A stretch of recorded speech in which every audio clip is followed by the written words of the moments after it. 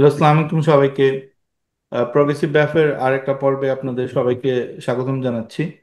আমাদের সাথে আছেন রন্টি চৌধুরী ভাই, সাদিক মাহবুব ইসলাম এবং ফারুক আব্দুল্লাহ। এদের প্রত্যেকেই আপনারা চিনেন, আমাদের নিয়মিত গেস্ট এনারা।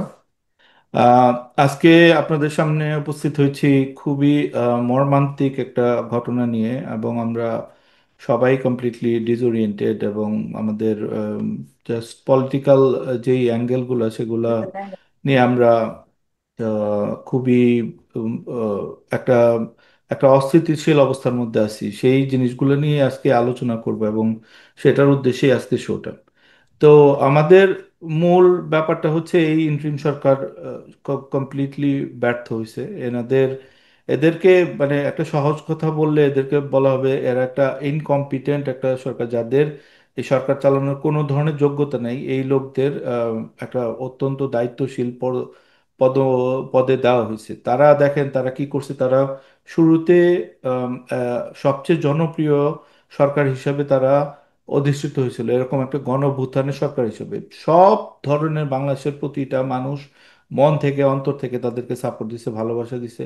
এবং আজকে তারা একটা ঘৃণিত একটা নাম, এবং আজকে 9 ঘন্টা তিনজন সবচেয়ে গুরুত্বপূর্ণ উপদেষ্টাকে আটকায় রাখা হয়েছে, কারণ তারা মানে লাশের হিসাব দিতে পারে না, কোনো মানে কথা মানে বলতে পারে না কোথায় চিকিৎসা হবে, কি করতে হবে, কিছুই বলতে পারে না।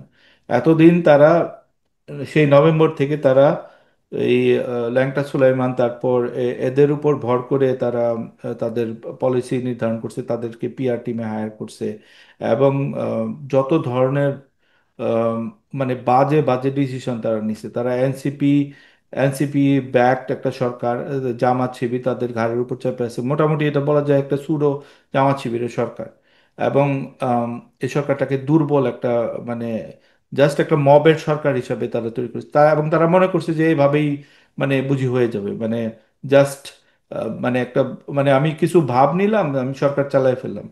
এখন তারা যখন একটা রিয়েল প্রবলেমে পড়ছে, এরকম এত মানে এই ইনোসেন্ট বাচ্চাগুলা তো যেভাবে মারা গেল, আহ, তখন তারা রিয়েল একটা সিচুয়েশনে পড়ছে একটা। এখন তারা বুঝতে পারতেছে যে আসলে ঘটনাটা কি। এরপর ধরেন এই যে গোপালগঞ্জে 5 জনকে মাইরা ফেলা হলো, এই রক্তের দাগ কাদের হাতে যাবে? এনসিপির হাতে যাবে। এনসিপির কে তারা বেবি সিটিং করতেছে। তো এরকম অসংখ্য ঘটনা ঘটতেছে। এগুলাকে আমরা যদি আমাদের শোগুলা নিয়মিত দেখেন, আপনারা দেখছেন হয়তো, আমরা কাভার করছি, আমরা বুঝাইছি। এবং আজকে আপনারা বুঝতেছেন এই যে বলছিল যারা 5 বছর ইন্ট্রিম সরকার চাই, কিরকম একটা ইনকম্পিটেন্ট এবং অথর্ব এবং একটা অযোগ্য মানুষজনের সরকার, এটা মানে আসলে বলে বোঝে না। অবশ্য সরকারে আমাদেরই ভাই ব্রাদার বসে আছে, বাট আমরা তাদেরকে বলছি অনেকবার, তাদের ওয়েল উইশার, তাদেরকে আমরা ভালোবাসি, কিন্তু এটা যেটা ব্যর্থতা সেটা বলতেই হবে। তো আমি শুরু করব রন্টি চৌধুরীকে দিয়ে। রন্টি ভাই, ওভারঅল কি দেখতেছেন এই আমাদের থিম? তো আপনি বুঝলেন, হুম। আপনি আপনার বক্তব্য বলেন, কারণ এত কিছু হইতেছে আসলে ট্র্যাক রাখা মুশকিল হয়ে যেতেছে। যদি একটু আমাদের জন্য আনলোড করেন। থ্যাঙ্কস মির্জা ভাই। আসলে দুর্ঘটনা তো দুর্ঘটনা, তাই না? তো এই সরকার যে অযোগ্য আপনি কথা বললেন, এইটা তো একদম সন্দেহের বাইরে। এরা কোনো সিচুয়েশন ঠিকভাবে ম্যানেজ করতে পারে না। গতকালকে যে সিচুয়েশন হয়েছে, একটা প্লেন ক্রাশের জন্য আপনি সরকারকে একদম সরাসরি দোষ দিতে পারেন, এটা হইতে পারে, পৃথিবীর সব জায়গায় ঘটে। কিন্তু তারপরে ম্যানেজমেন্টে তারা যে জিনিসগুলো করছে, আপনি দেখেন পরীক্ষা স্থগিত করবে কিনা, তারপরে লাশের হিসাব দিবে কিনা, আহত কতজন হয়েছে না হয়েছে সেটা নিয়ে ব্রিফিং করবে কিনা। আর আমরা যে জামায়াতের সমালোচনা করলাম, জামায়াতের আমির 300 জন লোক নিয়ে দেখতে গেছে, আপনি খেয়াল করছেন যে 8 জন উপদেষ্টা নাকি 6 জন উপদেষ্টা আপনার ওই ঘটনাস্থলে এবং হাসপাতালে গেছে? মানে এদের চিন্তা ভাবনার মধ্যে শুধুমাত্র পিপল প্লিজিং। কিন্তু এটা হওয়ার কথা ছিল না, যেহেতু তারা রাজনৈতিক সরকার না। তো আমি আসলে মানে গত 2 দিনে তো অনেক কিছু ঘটলো, আমি একটু ডিফারেন্ট অবজারভেশন করছি। এই বিষয়ে আমি লিখছিও একটু আগে। আমার অবজারভেশন হচ্ছে, দেখেন, এই সরকারটা তো মবের সরকার হিসেবে আমরা জানি। এই সরকারের প্রেস সচিব সরাসরি বলছে যে মব হচ্ছে একটা প্রেশার গ্রুপ। আজকে যে পরিস্থিতিটা হচ্ছে, আজকে আজকে যে দেশে একটা অস্থিতিশীল অবস্থার মতো, এই একটা ক্রাশকে কেন্দ্র করে সরকারের বিরুদ্ধে বা একটা শিক্ষার্থীরা রাস্তার মধ্যে এবং একটা হাঙ্গামা, মানুষের ক্ষোভ হইতেই পারে, কিন্তু ক্ষোভের যে প্রকাশ, এটা যে এটার পিছনে যে এলিমেন্ট তৈরি হয়, এগুলো কারা তৈরি করে? আজকে আমরা একটু আগে শুনলাম না যে আওয়ামী লীগের লোকজন এটার সাথে জড়িত, মাঝখানে ঢুকে গেছে 100-150 ছাত্রলীগ আওয়ামী লীগের লোকজন। আওয়ামী লীগের ক্যারেক্টারটা যদি আপনি লক্ষ্য করেন, যে গতকালকে ক্রাশ হওয়ার পর এরা সবাই খুব খুশি। এই সাদিক ভাইয়ের, আজকে সাদিক ভাই আলোচনা আছেন, তার পোস্টে আমি দেখছি যে অনেকগুলো আওয়ামী লীগের খুবই ন্যাস্টি পোস্ট দিচ্ছে, যে তারা খুবই খুশি, কারণ এদের মনে হচ্ছে যে ঠিক আছে, দুর্বল সরকার, একটা বিরাট ট্র্যাজেডি হয়েছে, এখন এরা পড়ে যাবে। মানে এরা তো আলু পোড়া খাওয়ার জন্য রেডি আছে আওয়ামী লীগ। কিন্তু আমার অবজারভেশন হচ্ছে যে আরো কারা আলু পোড়া খেতে রেডি আছে। আপনি আমাদের ভট্টাচার্য সাহেবকে দেখেন। ভট্টাচার্য সাহেব গতকালকে থেকে একদম বিপ্লবী। এই ভদ্রলোক নিয়ে আমরা অসংখ্যবার বলছি না যে এই সরকার যখন শুরু হয়েছে প্রথমে আগস্টের পর পর, সে সরকার বিরোধী ছিল, সবসময় উপদেষ্টার বিরুদ্ধে, প্রধান উপদেষ্টার বিরুদ্ধে কথা বলতো। শফিকুল আলম সে গণশত্রু আখ্যা দিছে। আসিফ নজরুলের চরিত্র বলতে সে কিছু রাখে নাই। মানে আসিফ নজরুল যে বাংলাদেশে এখন, এই যে আজকেও যেটা হইলো, আজকে অবরুদ্ধ কারা? আসিফ নজরুল, শফিকুল আলম এবং আরেকজন উপদেষ্টা, তাই তো? হ্যাঁ। এদেরকে যে শত্রু ভাবে মানুষজন, এরা অযোগ্য ঠিক আছে, কিন্তু এদেরকে যে মারতে চায়, অবরুদ্ধ করতে চায় শত্রু ভাবে, এটার পেছনের কারিগর কে? পিনাকি ভট্টাচার্য। এই প্রথম দিকে 3-4 মাস পরে পিনাকি ভট্টাচার্যের নিজস্ব উপদেষ্টা যখন ঢুকলো সরকারে, এখন ভট্টাচার্য সাহেবকে করলে তুলে নিয়েছে সরকার, তাই না? এখন সরকারটা চালায় ভট্টাচার্য সাহেব, এরকম একটা অবস্থা। তো সে গতকালকে কেন এরকম বিরুদ্ধে গেল? কেন গতকালকে সে ঘোষণা দিল আপনার বাংলা জনগণ আপনারা পরীক্ষা হতে দিতে যাবেন না, শিক্ষা সচিবের পদত্যাগ করতে হবে, ওইটা করতে হবে, ওইটা করতে হবে। সো বেসিক্যালি যে মবটা পেলে পুষে রাখছে বাংলাদেশের বর্তমান দুর্বল অন্তর্বর্তীকালীন সরকার, সেই মব আসলে কারা? এই মবের উদ্দেশ্যটা আসলে কি? এবং মবেশ্বর আমাদের, কে জানি এটা নাম দিল, তাসিম খলিল সাহেব মনে হয়, এই মবেশ্বর ভট্টাচার্য সাহেব আসলে কার স্বার্থে খেলেন, এটা আসলে তার বন্ধুদের জানা দরকার। মানে আমরা তো জানি যে ভট্টাচার্য সাহেব কি জন্য খেলতেছেন এগুলো বাংলাদেশের মাটিতে, মানে ফ্রান্সে বসে বাংলাদেশের জন্য তিনি কি করতেছেন সেটা আমরা জানি। কিন্তু তার যে বন্ধু বান্ধব এনসিপির তো উপদেষ্টা দেখতে শুনতে মনে হয় পিনাকি সাহেব, এবং সরকারের শক্তি পিনাকি সাহেব। মানে সরকার তার কথা শুনে, কালকে শিক্ষা সচিবের পদ থেকে আপনি বুঝতে পারছেন মাহফুজ দৌড়ায় যায় গেছে। মাহফুজের হুম। আমরা জানি তথ্য উপদেষ্টা, এখন শুনি হুম। সে জনপ্রশাসন ইয়ের কমিটির সভাপতি, এবং সে এটাকে ঘোষণা দেয় যে সচিবকে পদত্যাগ করানো হয়েছে, নট নট প্রধান উপদেষ্টা। সো এই সমস্ত যে লক্ষণ, এই লক্ষণ, মানে আমি যেটা বলতে চেষ্টা করছি যে গতকালকে মানে আজকের যে সচিবালয়ে ভাঙচুর, সচিবালয়ের গেট ভাঙা, এবং আইন শৃঙ্খলা বাহিনীর সাথে ছাত্রদের সংঘর্ষ, এটা উস্কাই দিছে আওয়ামী লীগের কিছু লোকজন, মাঝখানে ঢুকে উস্কাই উস্কাই দিছে, এবং এটা ব্যাকগ্রাউন্ড তৈরি করছে গতকালকে ভট্টাচার্য সাহেব। গতকালকে সারা রাত ধরে উনি যে সমস্ত উস্কানি দিচ্ছেন ফেসবুকে, এটার মাধ্যমেই তো ছাত্রদের মনে এই আবেগটা তৈরি হয়েছে। তো সেই ক্ষেত্রে এই একটা দুর্বল সরকারের বন্ধু পিনাকি ভট্টাচার্য এখন বিরুদ্ধে, আওয়ামী লীগের বিরুদ্ধে। এই আওয়ামী লীগ এবং ভট্টাচার্য সাহেব একসাথে মিলে সরকারের বিরুদ্ধে কেন? এটা ভাবতে হবে। এই এনসিপি ওয়ালাদের ভাবতে হবে, এই সরকারের ভাবতে হবে যে ভট্টাচার্য সাহেব কাদের স্বার্থ আসলে নেন, এবং তার পরামর্শে এই সরকার গত 5-6 মাসে যে অনাচারে বাংলাদেশে করছে, এটা আসলে কার স্বার্থ রক্ষা হয়েছে? এটা কি ইন্ডিয়ার স্বার্থ রক্ষা হয়েছে, মানে, নাকি এটা আওয়ামী লীগ স্বার্থ রক্ষা হয়েছে? কার স্বার্থ রক্ষা হয়েছে? এই যে বিএনপির বিরুদ্ধে, বিএনপি কে মাইনাস করতে হবে, গোপালগঞ্জে মার্চ করতে হবে, আবার কক্সবাজারে সালাউদ্দিন সাহেবের বিরুদ্ধে বলা লাগবে, বিএনপি কে একদম চাঁদাবাজ বলতে হবে। মানে এইগুলো একটা একটা সুতা, আপনি যদি খুঁজেন দেখবেন যে এটা একটা সুতার মতো, মানে বাংলাদেশে অস্থিতিশীল করার জন্য পেছনে ভট্টাচার্য সাহেবদের একটা গোষ্ঠী আছে, আওয়ামী লীগ চায়। এবং বাংলাদেশকে ব্যর্থ করতে গেলে এই ধরনের ক্রাইসিস সিচুয়েশনে একটা হাঙ্গামা তৈরি করতে হবে, বাংলাদেশ সবচেয়ে বড় দল বিএনপি সেটাকে ডিস্টেবিলাইজ করতে হবে, তথা বাংলাদেশকে ডিস্টেবিলাইজ করতে হবে। এটা যদি সরকার না বুঝে, মানে এরা এরা আমি আমি জানি না এদের, আমি তো জানতাম যে এরা ষড়যন্ত্রী একটা টিম, এখন দেখা যাচ্ছে যে এরা গাধা একটা টিম। মানে এরা, I don't know what they are thinking. মানে আপনি একটু আগে যে অফলাইনে যে উদাহরণটা দিলেন, আসলে ঘটনাটা এরকমই। মানে এরা, মানে এদের আসলে একটা পৌরসভা চালানোর যোগ্যতা মনে হয় নাই, যে এখন এরা দেশ না। চালাচ্ছে। সো এদের বোঝা উচিত, আজকে ঘটনার পর থেকে বোঝা উচিত যে এদের আসলে, এদের যারা মিত্র, এরাও এদেরকে বিপদে ফেলে। সো এদের উচ্চাভিলাষী চিন্তা ভাবনা বাদ দেওয়া উচিত, এবং গণতন্ত্রের রাস্তায় বাংলাদেশে নিয়ে যাওয়ার জন্য এদের খুব দ্রুত আসলে, মানে বোঝা উচিত যে কি করা উচিত। মানে এই ইলেকশন নিয়ে দানা ফানা না করে এদের আসলে একটা পথে আসা উচিত।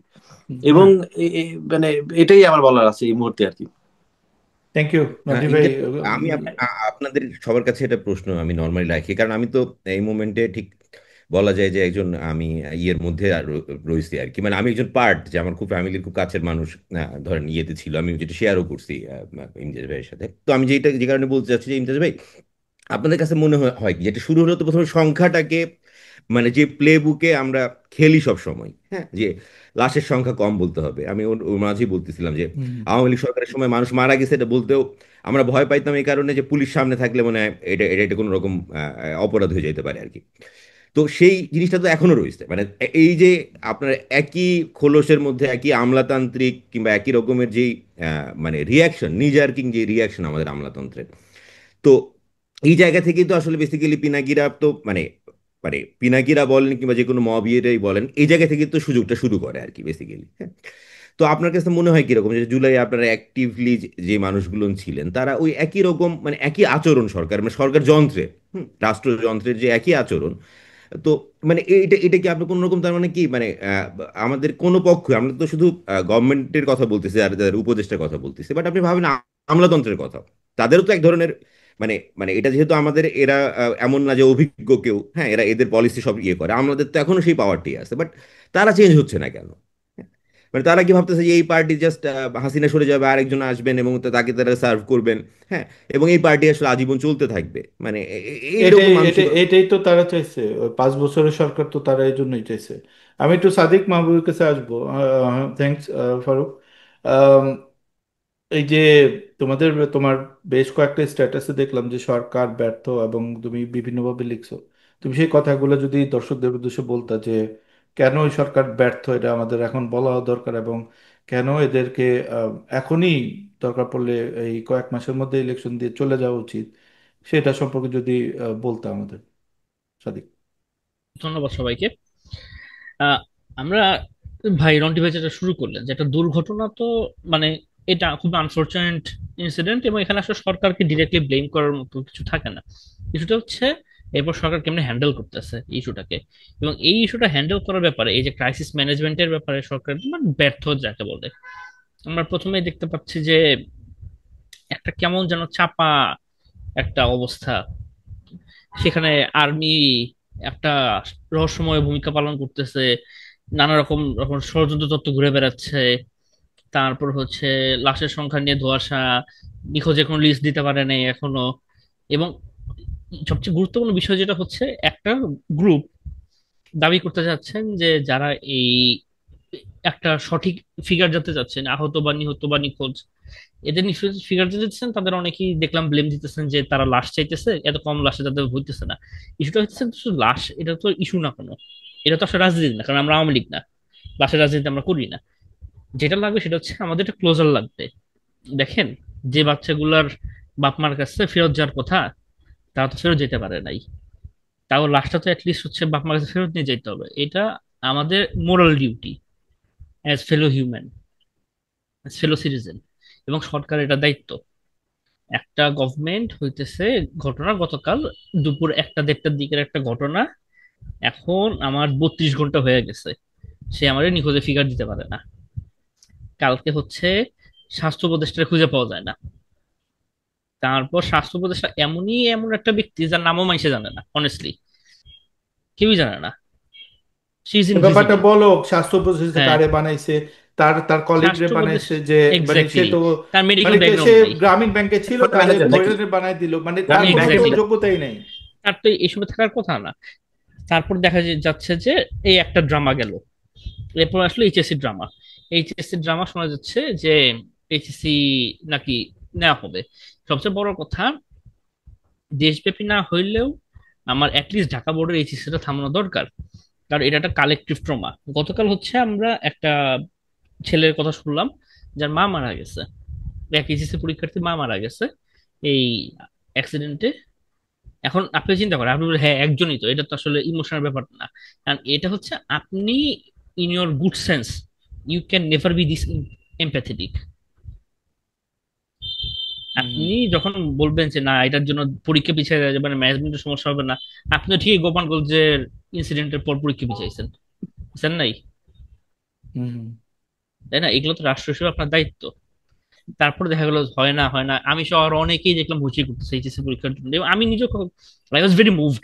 গতকাল আপনি যেটা বললেন আমার হচ্ছে হ্যাঁ আমি উল্টাপাল্টা অনেক কথাই লিখছি, এবং সবচেয়ে বড় কথা হচ্ছে যে হ্যাঁ আমি খুব গালাগালি করছি সরকারকে অনেস্টলি। কারণ সবচেয়ে বড় কথা হচ্ছে কি, সরকার পারে না, এটা ঠিক আছে, টু সাম এক্সটেন্ট মানা যায়, এটা সরকারটা আছে নানা দিকে ম্যানেজ করে যাচ্ছে, ক্ষমতা থাকতে হইতেছে। একটা অনির্বাচিত সরকার যেটা চালাইতেছে এক এক মানে এনজিও, এবং তাদের বেশিরভাগ লোকেরই হইতেছে 200 200 লোকের অফিস চালানোর অভিজ্ঞতা নাই। হুম। তারা হচ্ছে এখন 20 কোটি মানুষের দায়িত্ব নিয়ে বসে আছেন, হুম। হুম। খুবই মানলাম। আপনার তো ইন্টেন্ট থাকতে হবে। আপনার হয়তো রাজনৈতিক দলের নেতারা ডেড করে চলে গেল সব, এটা আমি কোনো ব্যক্তি জাস্ট একটা না, সব রাজনৈতিক দলের নেতারাই গেছে, উপদেষ্টারা গেছে। এটার একটা কারণ হইতে পারে যে জুলাইয়ের সময়, গত বছরের জুলাই, শেখ হাসিনা হাসপাতালে দেখতে যায় নাই, এটা নিয়ে খুব সমালোচনা হয়েছে। আমার রিডিং যেটা, সেখানে হচ্ছে পলিটিশিয়ানদের একটা নিয়ে যাওয়ার রিয়েকশন ছিল যে না এখন তাড়াতাড়ি যেতে হবে, আমার নাহলে হচ্ছে সমালোচনা হবে। এই সিম্পল জিনিসটাই কিন্তু, তার মানে এটা হচ্ছে আমাদের পলিটিক্যাল যে লিটারেসির জায়গাটা থেকে সমস্যাটা চলে আসে। সিম্পল, আপনি হচ্ছে সাপোজ আপনি জামাতের আমির, আপনি বিএনপির কোনো বড় নেতা, আপনি জাস্ট হচ্ছে একটা স্টেটমেন্ট দিয়ে দিলেন যে আমার হৃদয় হচ্ছে হাসপাতালে আহতদের জন্য পড়ে আছে, নিহতদের জন্য পড়ে আছে, কিন্তু যেহেতু আমার এই মুহূর্তে তাদের চিকিৎসার সমস্যা হতে পারে, ইনফেকশনের সমস্যা হতে পারে, এই জন্য আমি যেতে পারছি না, আমার দোয়া রইল, সর্বোচ্চ সহযোগিতা থাকবে আমার দলের পক্ষ থেকে। সিম্পল, এটা আলাপ, আপনার আলাপ শেষ। আপনি এমপ্যাথেটিক হইতেছেন, আপনি হচ্ছে গাইডেন্স দিতেছেন, আপনি মোরাল সাপোর্ট দিতেছেন, কিন্তু আপনি যাইতেছেন না। এখন বার্ন ইউনিটে মানে আহত মানুষের কাছে যে যাওয়া যায় না, এটা তো কমন সেন্স, তাই না? কালকে দেখলাম জামাতার আমি তার দল বল নিয়ে হইতেছে, রোগীর চারপাশে দাঁড়ায় দাঁড়ায় করতেছে, আবার একজন দেখলাম হচ্ছে একজন দাঁত কালাইতেছে। মানে হোয়াট ইজ দিস শিট, তাই না? জামায়াতের আমির আবার ডাক্তার মানুষ। হ্যাঁ, তাই না? আবার দেখলাম জামাতের বটটা হচ্ছে এটা কাউন্টার দিচ্ছে, তিনি চিকিৎসা করতে যেতেছেন। মানে মানে জামাতের এই সাধারণ মানুষরা কি ছাগল না মনে করে কিনা, এটা হচ্ছে একটা বড় প্রশ্ন। বাট হোয়াট এভার, এরকম সিচুয়েশন ছাগলই আসলে মনে করে। এরকম মানে এরকম মানে না, ফিঙ্গার পয়েন্ট করার এখানে আসলে দরকার জাস্ট নেই। একটা টিটবিট আমি বলে দেই যে মির্জা হুম। ফখরুল আলমগীরের ব্যাপারটা নিয়ে তো অনেক কথা হইতেছে, বা বিএনপির বিএনপির উনি তো উপরে নেতারা ওঠেন যদি নাই। বিএনপির নেতারা যদি সবচেয়ে হুম। ভালো কাজটা করতো, যদি না যাইতো হুম। তাহলে একটা হুম। সমালোচনা হইতো, যদি বাইরে করতো তাইলে একটা সমালোচনা হইতো, যদি ভিতরে যাইতো তাইলে একটা সমালোচনা, মানে যেটাই তারা করতো, যদি হাসপাতালে ছাদে যেত, মানে অথবা ক্যামেরা দিকে এইভাবে না ওইভাবে তাকাইলো কেন, তাইলে একটা সমালোচনা হইতো। ব্যাপারটা হুম। হচ্ছে সমালোচনা হয়তো এটা কনস্ট্যান্ট, এটা বিএনপি, আমি বলবো হুম। এটা হুম। বিএনপির ফেইলিয়ার। বিএনপি এটা ট্র্যাক করতে পারতেছে না যে দিস কাইন্ড অফ, মানে মানে একটা একটা একটা চক্র এদের পিছনে লাগিয়ে আছে, এবং এদেরকে ভালোভাবে কাউন্টার করতে হবে। হুম। কমপ্লিটলি হুম। বিএনপি ফেলিয়ার, এটা আমি কোনোভাবেই জামাত ভাই আমরা এটা হাজারবার পয়েন্ট আউট করছি বিএনপিকে যে ভাই আপনাদের পিছনে কিন্তু এইভাবে লেগে আছে, এইভাবে এগুলা হইতেছে, কিন্তু তারা মানে দেখতে ব্যর্থ, অথবা আমাদের কথা তারা না শুনে না। না, এনিওয়ে, এখন আমার এখন মানে রিডিং সোফার এটা বলে। হচ্ছে রিসেন্ট রিসেন্ট মান্থসে আমি দেখতে পাচ্ছি যে একটু অর্গানাইজড হয়েছে রিসেন্ট কিছুটা মান্থসে, মানে কিছুটা হ্যাঁ, মানে কিছুটা। এই জিনিসটা হচ্ছে এক বছর আগে করলে ভালো হইতো, কিন্তু মানে বিএনপি বিএনপি দেরি করে ফেলছে, but whatever, better late hmm. Than never. এরপর হ্যাঁ। দেখেন চিন্তা করে সেই ডিসিশন আসলো রাত 3:45টার সময়। মানে একটা সভ্য দেশে আগামীকাল একটা পাবলিক এক্সাম হবে কিনা সেটার ডিরেকশন আসতেছে রাত 3:45টার সময়, তাও নাকি আমাদের জন্য ছাত্র উপদেষ্টা 4 ঘন্টা ওয়েট করার পর সেই ডিসিশন নিয়ে আসছেন। এখন আপনি বলবেন হ্যাঁ এগুলো তো আমলাতান্ত্রিক ইস্যু, হাবি জাবি নানা রকম আসলে। আমাদের কথা ছিল আমরা রাষ্ট্র সংস্কার করবো জুলাইয়ের পর। সরকারের ম্যান্ডেটই হইতেছে, এই ইউএসপিটাই হইতেছে যে সরকার সংস্কার করবে, সে হলো সব মৌলিক পরিবর্তন আনবে। ঠিক আছে, এখন দেখা যাইতেছে যে মানে এছাড়া তো সরকারের গলিতে রাখার কোনো মানে নাই। এই সরকার সব দিক থেকে এছাড়া অলমোস্ট সব বিষয়ে সে ফেল। সে হইতেছে আইন ল অ্যান্ড অর্ডার করতে ফেল, তার প্রশাসন চালাতে সে ফেল, সে হইতেছে পুলিশের চালাইতে সে ফেল, সে হইতেছে তার ইন্টারনাল যে নেটওয়ার্ক গুলো থাকার কথা রাষ্ট্রের সেগুলা সে ফেল, সে ক্রাইসিস ম্যানেজমেন্টে ফেল। তাহলে সে আছেটা কি করতেছে এখানে, তাই না? আজকে হ্যাঁ। সে হচ্ছে আমাদের রাষ্ট্রের অন্যতম 3জন গুরুত্বপূর্ণ উপদেষ্টা আটকা পড়ে বসে আছে, বাই করতে পারতেছে না, হুম হুম। তাই না? এগুলো তো একটা সিনড্রোম। কালকে থেকে যেটা হলো আওয়ামী লীগ খুব মোবিলাইজ হইতেছে। ঠিক আছে, আওয়ামী লীগ মোবিলাইজ হইতেছে, মোটামুটি আমরা সবাই যারা খোঁজ খবর আগে সবার কাছে ইনফরমেশন চলে আসছে রাত্রের মধ্যে যে এরকম কালকে একটা মুভ হবে আওয়ামী লীগের। হুম এখন যে ইনফরমেশন মনে করে আমার আপনার কাছে আসে, ইন্টেলিজেন্সের কাছে সেই ইনফরমেশন থাকবে না, এইটা হইতেই পারে না। তার মানে ওরা করতেছে না কাজ। হুম। এখন আমি আপনি সেই এনএসআর বা ডিবি রে, এসবি রে আমি আপনি হচ্ছে গুতাইতে পারবো না, এটা সরকারের করতে হবে। এগেইন স্বরাষ্ট্র উপদেষ্টা বারবার ফেল করতেছেন, এবং হচ্ছে এই ভদ্রলোকের মানে নানা কারণে তার অনেক লোকজন পছন্দও করে শুনলাম, কিন্তু বাংলাদেশের এইরকম একটা সিচুয়েশনে, ক্রাইসিস সিচুয়েশনে আওয়ামী লীগ সুবিধা নিবেই। কালকে থেকে দেখলাম মব উস্কানো হইতেছে নানা রকম জায়গায়, আর মব উস্কানোর পর আওয়ামী লীগ তো ঢুকবেই। আপনি এগুলো ম্যানেজ করতে হইব, আপনি আওয়ামী লীগ হুম। আটকাতে পারবেন না। আর কারণ আপনি আওয়ামী লীগের কাউন্টার কোনো ব্যবস্থা রাখেন না, আপনি সবাই বান্দা গরুর মতো ছাড়া গরুর মতো ছেড়ে দিচ্ছেন, এখন সে আপনার বাগানে ঘাস খাইতে আসবে, স্বাভাবিক না? হুম হুম। আপনি আওয়ামী লীগ আটকাইবেন না, ছাত্রলীগ আটকাইবেন না, তারপর আপনি আশা করবেন যে একটা আন্দোলন হইতেছে, জেনুইন গ্রিভেন্স নিয়ে একটা আন্দোলন হইতেছে, যে শিক্ষার্থীরা ছিল আজকে সেটা তো জেনুইন আলাপ। আপনি কিসের জন্য হইতেছে একদিন চলে যাওয়ার পর হচ্ছে আপনি এগুলো হিসাব দিতে পারবেন না? আপনি কিসের জন্য এসব ম্যানেজ করতে পারবেন না, আমি জিজ্ঞেস করুন না। হুম। এখন আমি আমার জেনুইন একটা গ্রিভেন্স হইতেছে আওয়ামী লীগ এটা ইউজ ইউজ করবেই, সে ঢুকবেই। আটকার দায়িত্ব সরকারের, আমার দেখার দায়িত্ব না যে আমার সাথে কে মিছিল করতে আসতেছে।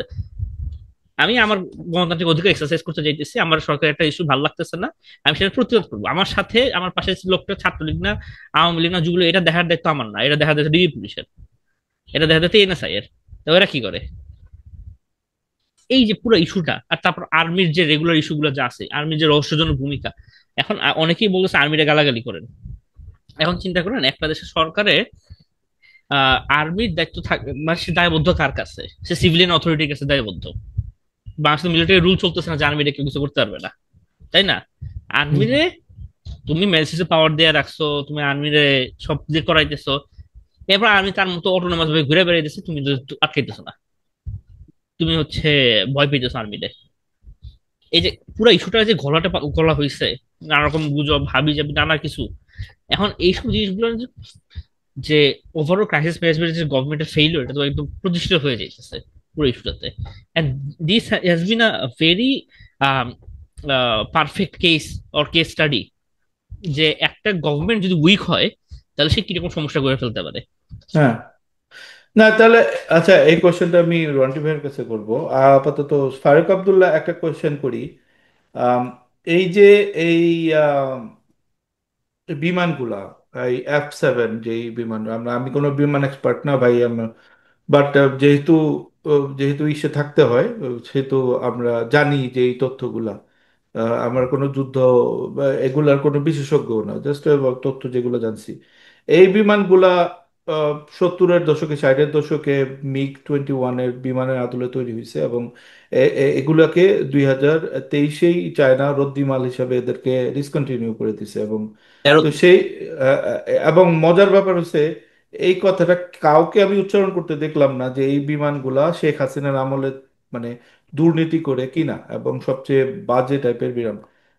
শুধু তাই না, সবচেয়ে বড় ব্যাপার হলো এই বিমান একটা জাস্ট আকাশের বুকে ধরেন একটা আগুনের গোলার মতো, এটা কার উপরে কার মাথায় কখন মানে পড়বে, আপনার উড়ন্ত মানে কফিন অ্যাকচুয়ালি। হ্যাঁ, উড়ন্ত কফিন কেউ জানে না। উড়ন্ত কফিন তো একটা মানুষ মরলো, কিন্তু হুম তুমি হুম। আগুনের গোলা হিসাবে কতগুলা মানুষ মারছে এখন? 27 জন তো এখন নেই জানি, আর কতজন মারা যাবে, জাস্ট লাইক ইটস। কিন্তু ব্যাপার হচ্ছে যে এটা আমরা জানার পর 5টা বিমান অলরেডি পড়ছে, 5টা বিমান অলরেডি পড়ছে, হাসি আসে।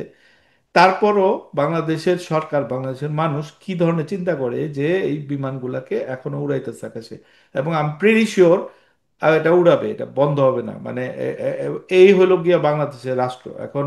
এই ইন্ট্রিমকে গালি দেন বা যাই করেন, কিন্তু ইন্ট্রিম পারতো এগুলাকে বন্ধ করতে। এনিওয়ে, ফারুক, তুমি কি মনে করো যে এই কফিনগুলা বা এই আগুনের গুলা মানে উড়ানো হইতেছে, এটার এটার পিছনে দায় এটা কার?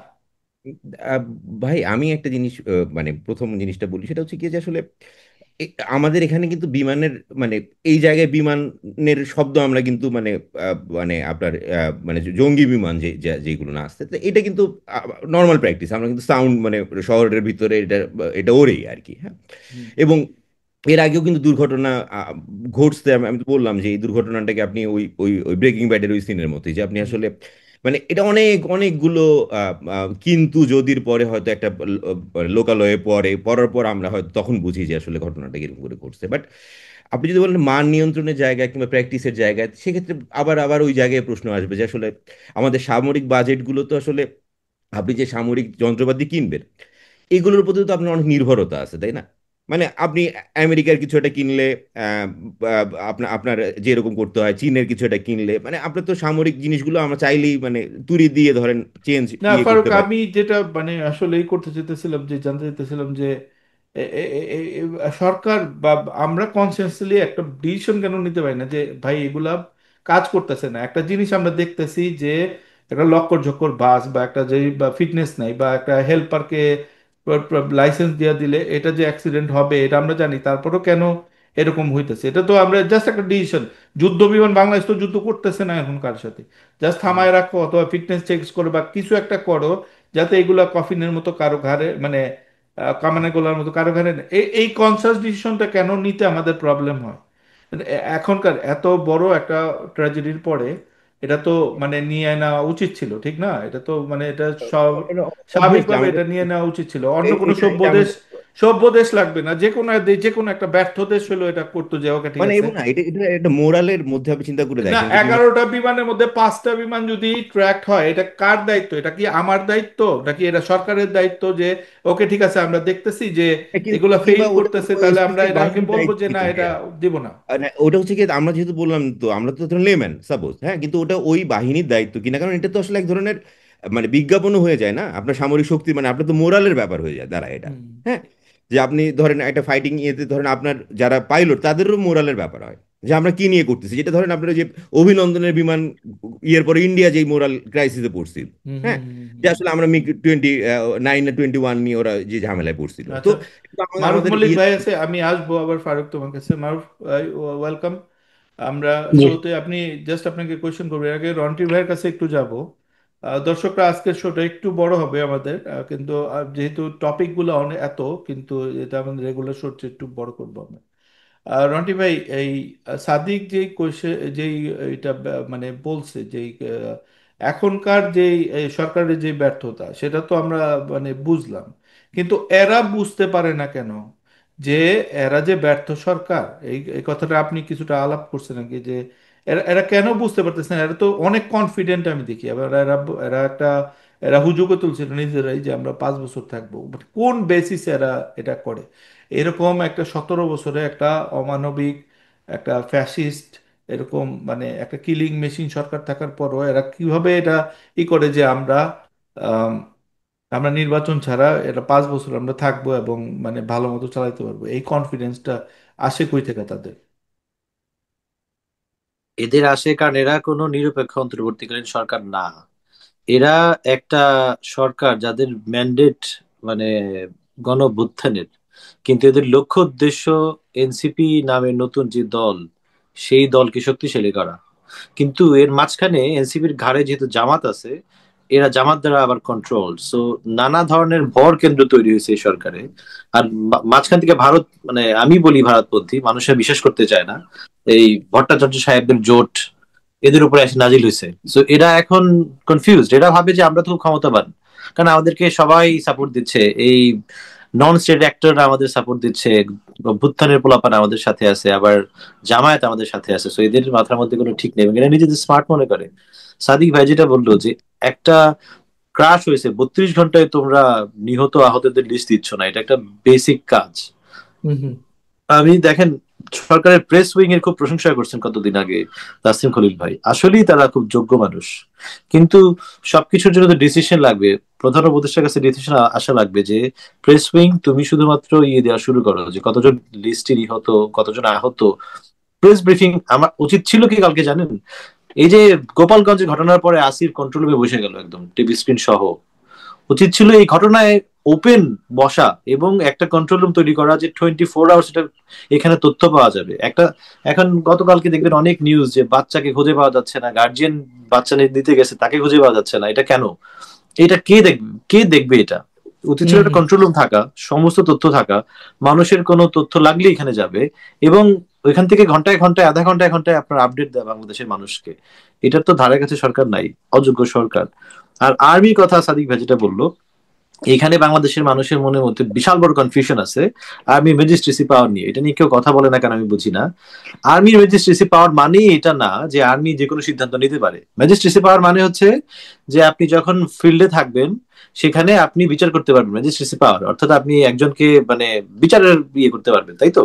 কিন্তু অপারেশনে যাবেন কিনা বা কোনো সিদ্ধান্ত নিবেন কিনা এটা কিন্তু চিফ অফ আপনার কমান্ডের কাছ থেকে আসতে হবে, অর্থাৎ প্রধান উপদেষ্টার কাছ থেকে আসতে হবে। যে আর্মি প্রধান উপদেষ্টার অনুমতি ছাড়া বা ডিরেক্ট অর্ডার ছাড়া যত ম্যাজিস্ট্রেসি পাওয়ার থাকুক তারা কোনো ধরনের পদক্ষেপ নিতে পারে না। আমরা বলি না যে দেশের আইন শৃঙ্খলা পরিস্থিতি খারাপ, সেটা সরকার আপনার কন্ট্রোল করতে পারে না, সরকার একটু মবেরে সমর্থন দেয়, কিন্তু আর্মি কেন সেটাকে হ্যান্ডেল করে না? Because they can't. তারা প্রধান উপদেষ্টা যদি কালকে ঘোষণা দেন যে বাংলাদেশের সমস্ত চাঁদাবাজ, সমস্ত ড্রাগ ডিলার, সমস্ত মব কালচারের যারা বিশ্বাস করে এদের সবাইকে হান্ড ডাউন করো, আর্মি করতে পারবে within few hours, no big deal. Operation আপনার 111-এর সরকার এবং এই সরকারের মধ্যে পার্থক্য কি? 111-এর সরকার আর্মিকে দিয়ে এগুলো করাইছে, বিকজ আর্মি ছিল পাওয়ারে। এই সরকার সেটা করায় নাই। এই সরকার বরঞ্চ আর্মিকে নিষ্ক্রিয় করে রাখতে চায়। এবং আমার একটা ক্ষীণ সন্দেহ যে ম্যাজিস্ট্রেসি পাওয়ার দেওয়ার সাথে সাথে আর্মিকে অথরিটি না দেওয়া কোনো ধরনের অপারেশনের বা কোনো ডিরেক্ট নির্দেশ না দেওয়ার পেছনেও একটা কারণ থাকতে পারে, যে আর্মির কাছে ম্যাজিস্ট্রেসি পাওয়ার আছে কিন্তু তারা করে না। এটাও একটা ভর কেন্দ্রের আপনার ইয়ে ইগোর দ্বন্দ্ব। হ্যাঁ, এই যে আমরা বলি না যে ওয়াকার সাহেবের তো একটা আর্মি চালায়, তার একটা ক্ষমতা থাকা সত্ত্বেও সে কেন অ্যাকশনে যায় না? কারণ সে পারবে না, কারণ সে আন্ডার প্রধান উপদেষ্টা। তো এটা একটা কনফিউশন। আচ্ছা, আহ, মারুফ ভাই, আপনার কাছে একটা কোয়েশ্চেন করব। গতকাল থেকেই দেখতেছি আমরা যে এই লাশের একটা হিসাব নিয়ে মানে আসছে এখন। এই ধরনের অবিশ্বাস গত সরকারের ছিল, এবং এটা লিজিট ওয়েতে ছিল যে করোনার সময় তারা মারা গেছে আপনার 500 জন, কিন্তু দেখাইছে 30 জন, প্রতিদিন ডেইলি আপডেট হইতো, এবং এই লাশের সংখ্যা কমায় রাখা এটা একটা সরকারি স্ট্র্যাটেজি। বাট আমার কথা হলো, মাইলস্টোন স্কুল একটা এলিট শ্রেণীর মানুষের স্কুল, এবং এখানে যারা মারা গেছে সেই এরা কোনো হেফাজতের বাচ্চা না যে মানে রাস্তার মধ্যে মারা গেছে তাদেরকে আর লাশই পাওয়া যায়নি, বা এতিম বাচ্চা। এদের সমাজে বিশাল প্রতিষ্ঠিত মানুষের বাচ্চা কাচ্চা, আহ, একটা বাচ্চাকে তারা মানে রাখবে না, এবং অবশ্যই সেই সেই কি বলে তার তথ্য। আহ, যে তারা প্রতিবাদ করবে। তো এই যে লাশের হিসাব যে চাইতেছে, বিভিন্ন মানুষজন চাইতেছে, আজকে দেখি নাসির পাটোয়ারি এনসিপি, সেও লাশের হিসাব চায়। বর্তমান সরকার যারা যারা আছে তারা কার কাছে, তারা সম্ভবত বলতে পারে নাই, মানে বিএনপির নাম ভুলে তারেক গেছে রহমানের যদি কাছে। হ্যাঁ। হ্যাঁ, মানে আমার মনে হয় যে ওরা চাইতে পারতো যে হ্যাঁ বিএনপি জবাব দেয় যে তোরা লাশের হিসাব, লাশের সংখ্যা আসলে কত। আপনার কি মনে হয় যে লাশের হিসাব, এই গুজবটা আসলো কেন? বিভিন্ন জন বিভিন্নভাবে এটা আসতেছে, এটা কি আসলে কোনো ভ্যালিড ইস্যু? নানান ধরনের কথা। না জি, ধন্যবাদ। হ্যাঁ, ইমতিয়াজ মির্জা, একটা জিনিস ধরেন যে কোনো ডিজাস্টার ম্যানেজমেন্টে কি হয়, বাংলাদেশে কালকে গতকাল যেটা হচ্ছে, আমার কাছে মনে হয় না যে সরকারের পারফরমেন্স খুব পোর বা খারাপ ছিল। আর এই ডেড বডির যে কাউন্ট নিয়ে যে বিতর্কটা তৈরি হয়েছে, এটা আমি মনে করি অহেতুক, ইচ্ছাকৃত ভাবে করা হয়েছে। বিকজ আপনি দেখবেন ঘটনার পরপরই কিন্তু আমাদের যে ঢাকার, sorry, fire service and civil ডিফেন্সের যে ডিজি, উনি কিন্তু প্রথম বললেন যে 19 জন মারা গেছে, এতজন হসপিটালে আছে। হুম, তারপরে সেটা আস্তে আস্তে এখন 31-এ এসে পৌঁছাইছে। হুম, হুম, এইটা ধরেন এরপরেও যে কনফিউশনটা হয়েছে, যেমন আজকে জামাতের আমির ডাক্তার শফিক সাহেব, উনি পাবনা না কোথায় গেছেন, ওইদিকে বিশ্বাস উত্তরবঙ্গে করেন না বলছেন। প্রথম। হ্যাঁ, হ্যাঁ, 100-র বেশি। উনি বলছেন 100-র বেশি। প্রথম আলোর যে স্টোরি দেখলাম, নিউজ দেখলাম, হুম, হুম, যে হুম, মৃতের সংখ্যা 100-র বেশি হতে পারে। তো এটা ওনারা কেন বলছেন? আমার কাছে মনে হচ্ছে যে ওনারা একটু রাজনীতির মাঠটা গরম করার জন্য এবং গুজব ছড়িয়ে, যেইটা ধরেন এই যে ঘটনার আসলে দায়ভারটা কার, একটা পক্ষ চাপাই দেওয়ার চেষ্টা করতেছে যে কালকে থেকে আমি অনেক গুজব দেখলাম যে অনেক মানুষ মারা গেছে, সেটাকে হাইড করা হচ্ছে। তারপরে ক্যাপ্টেন, ইয়ে যে পাইলট যে ছিলেন, উনি আসলে মারা যান নাই, অনেক পরে মারা গেছেন, নানা ধরনের কথাবার্তা। এবং ঘুরে ফিরে এই দায়টা প্রথম ছিল বিমান বাহিনীর উপর, যেহেতু বিমান বাহিনীর বিমান, যুদ্ধ বিমান। এরপরে আবার সেটাকে দায়ভারটা দেওয়ার চেষ্টা করা হচ্ছে সেনাবাহিনীর উপর। তো সার্বিক পরিস্থিতি মিলে আমার যেটা মনে হচ্ছে যে সামরিক বাহিনীর বিরুদ্ধে জনগণকে একটা উস্কে দেওয়ার চেষ্টা করা হচ্ছে। আপনি নিশ্চয়ই জানেন যে জেনারেল ওয়াকার সহ এই সামরিক বাহিনীর বিরুদ্ধে এনসিপির নেতারা অনেকদিন ধরেই কথাবার্তা বলছেন, এবং এক সময় তো একজন সেনানিবাস লক্ষ্য করে মার্চ করার, মব করার ঘোষণা দিয়েছিলেন। যাই হোক, সেটা হয়নি শেষ পর্যন্ত। এইখানে যেটা মনে হচ্ছে যে এই জায়গায় এরকম একটা সূক্ষ্ম চাল থাকতে পারে যে সেনাবাহিনীর সঙ্গে জনগণকে মুখোমুখি দাঁড় করিয়ে দেয়া। এখন আপনি বলতে পারেন যে কেন এরকমটা করা হচ্ছে? এরকমটা করা হতে পারে যে বাংলাদেশে এখন দুই ভাগে মানুষ বিভক্ত। একদল মানুষ চায় যে এই সরকার দ্রুত নির্বাচন দিয়ে বিদায় নিবে, আরেক দল মানুষ বলে যে না, নির্বাচন করা যাবে না, সংস্কার করতে হবে, এই করতে হবে, সেই করতে হবে, কোনোভাবে নির্বাচনটাকে ঝোলাই দেওয়ার চেষ্টা করছে।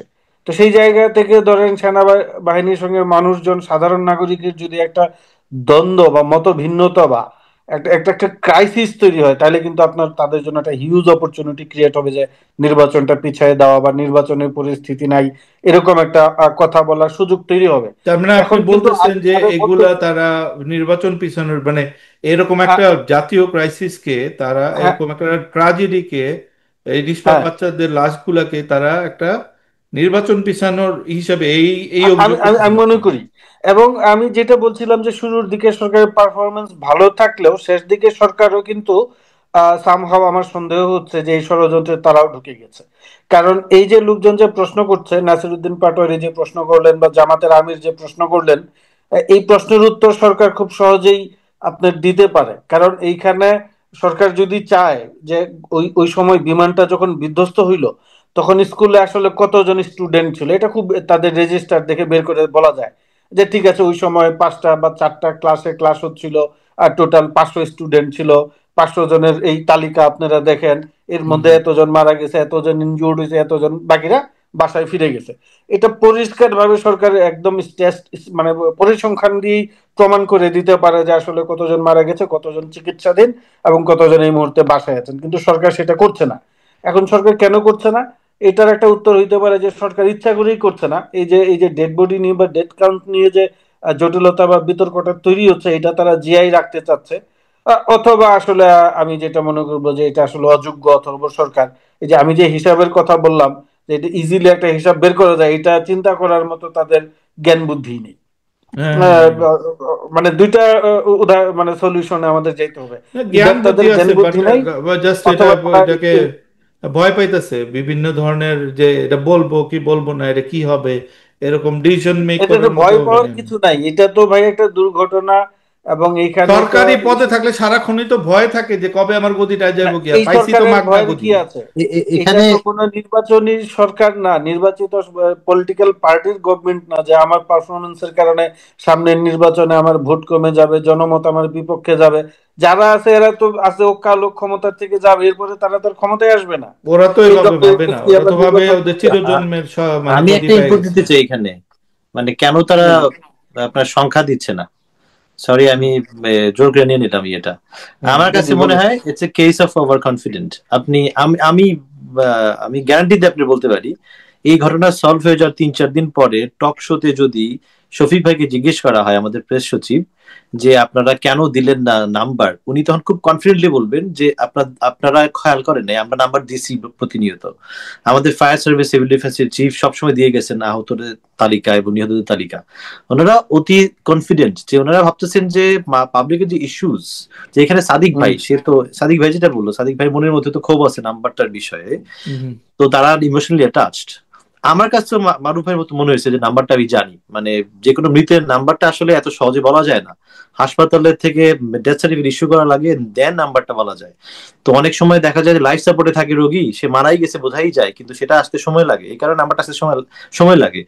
কিন্তু সরকার আরো প্রোয়েক্টিভ হতে পারতো, কন্ট্রোল রুম করতে পারতো, এবং কাল মানে আপনার প্রোয়েক্টিভলি নাম্বার গুলো দিতে পারতো, ইনফরমেশন দিতে পারতো, এখানে ভুল করছে।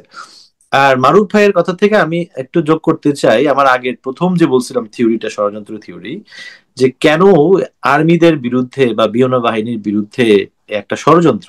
প্রথমত আপনারা হয়তো জানতেন যে শেখ হাসিনা পালায় যাওয়ার সময় কেন আপনার ওয়াকার সাহেবের শক্তিটা বেশি ছিল, কারণ আর্মির চিফ, বিমান বাহিনীর চিফ, নৌবাহিনীর চিফ, এরা ব্যাচমেট এবং এরা খুবই ক্লোজ। সো এদের ত্রিভুজ শক্তির কারণেই ওয়াকার সাহেবের বিরুদ্ধে এত হাঙ্গামার পরেও কিছু হচ্ছে না। সো একটা খুঁটি নাড়াইতে পারলে ভালো।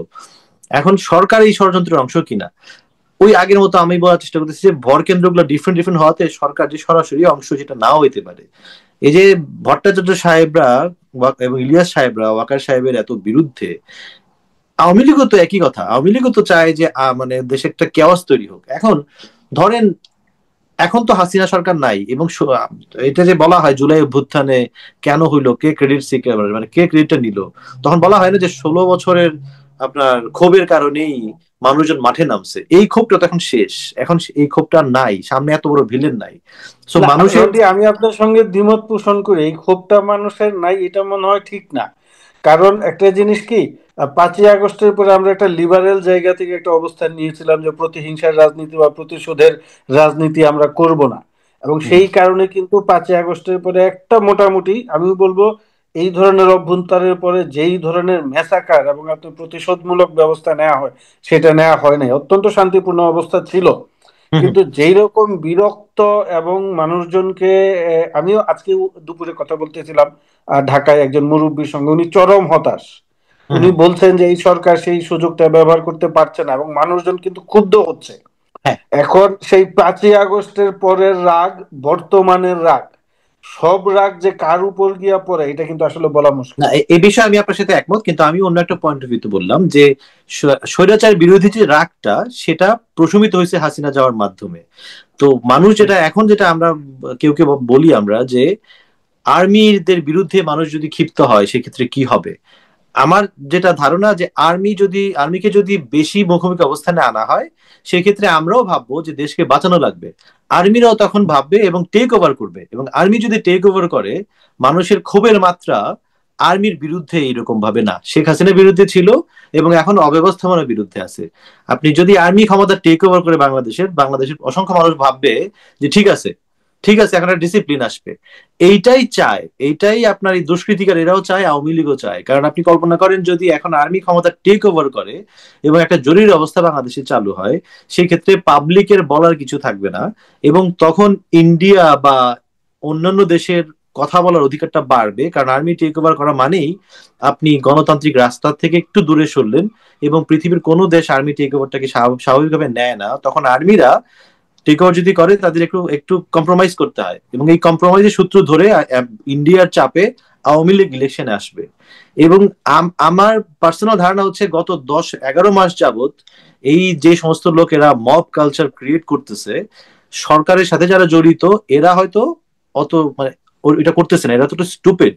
বাট এই ইলিয়াস সাহেবরা, আমি জানি না, বাট পিনাকি সাহেবদের কথা আমার যেটা মনে হয়, আই মে বি রং, এদের একটা এজেন্ডা আছে যে দেশে কেওয়াস ক্রিয়েট করো এবং দেশের এই সরকার ব্যর্থ হোক। কারণ পিনাকি সাহেব প্রথম 3-4 মাস সরকারের বিরুদ্ধে সরাসরি বলতো, গণশত্রু বানিয়ে দিত সবাইকে।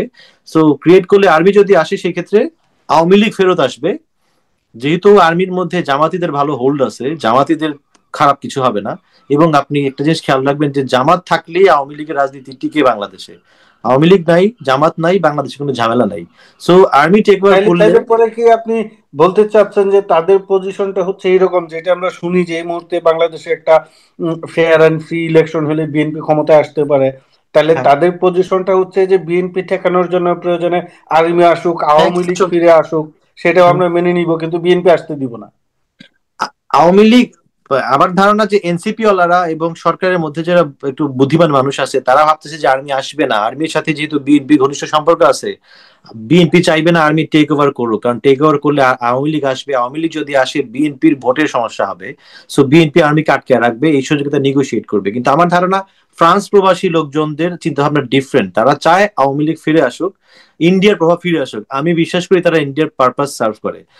আর আপনার এনসিপি ওয়ালার আমি মনে করি এরা এরা এদের রাজনৈতিক জ্ঞান মানে কম আছে, এবং এদের মধ্যে ডানপন্থীরা সার্জিস হাসনাতরা এমন বেশি ক্ষমতাবান হয়েছে যে আখতারদের কোনো নীতি নির্ধারণী ক্ষমতার এখন অভাব তৈরি হয়েছে। কারণ একটা ডানপন্থী চিন্তা ভাবনা যখন আমার কাছে শক্তিশালী হয়। মনে হচ্ছে রন্টি, এইখানে আমরা এনসিপির সামনে যাদেরকে দেখি, ফ্রন্ট পজিশনে যাদেরকে দেখি, এই যে নাহিদ ইসলাম, তারপরে আখতার, সার্জিস হাসনাত, এরা আসলে পলিসি মেকার না, এদের পলিসিটা মেক হয় বাইরে থেকে।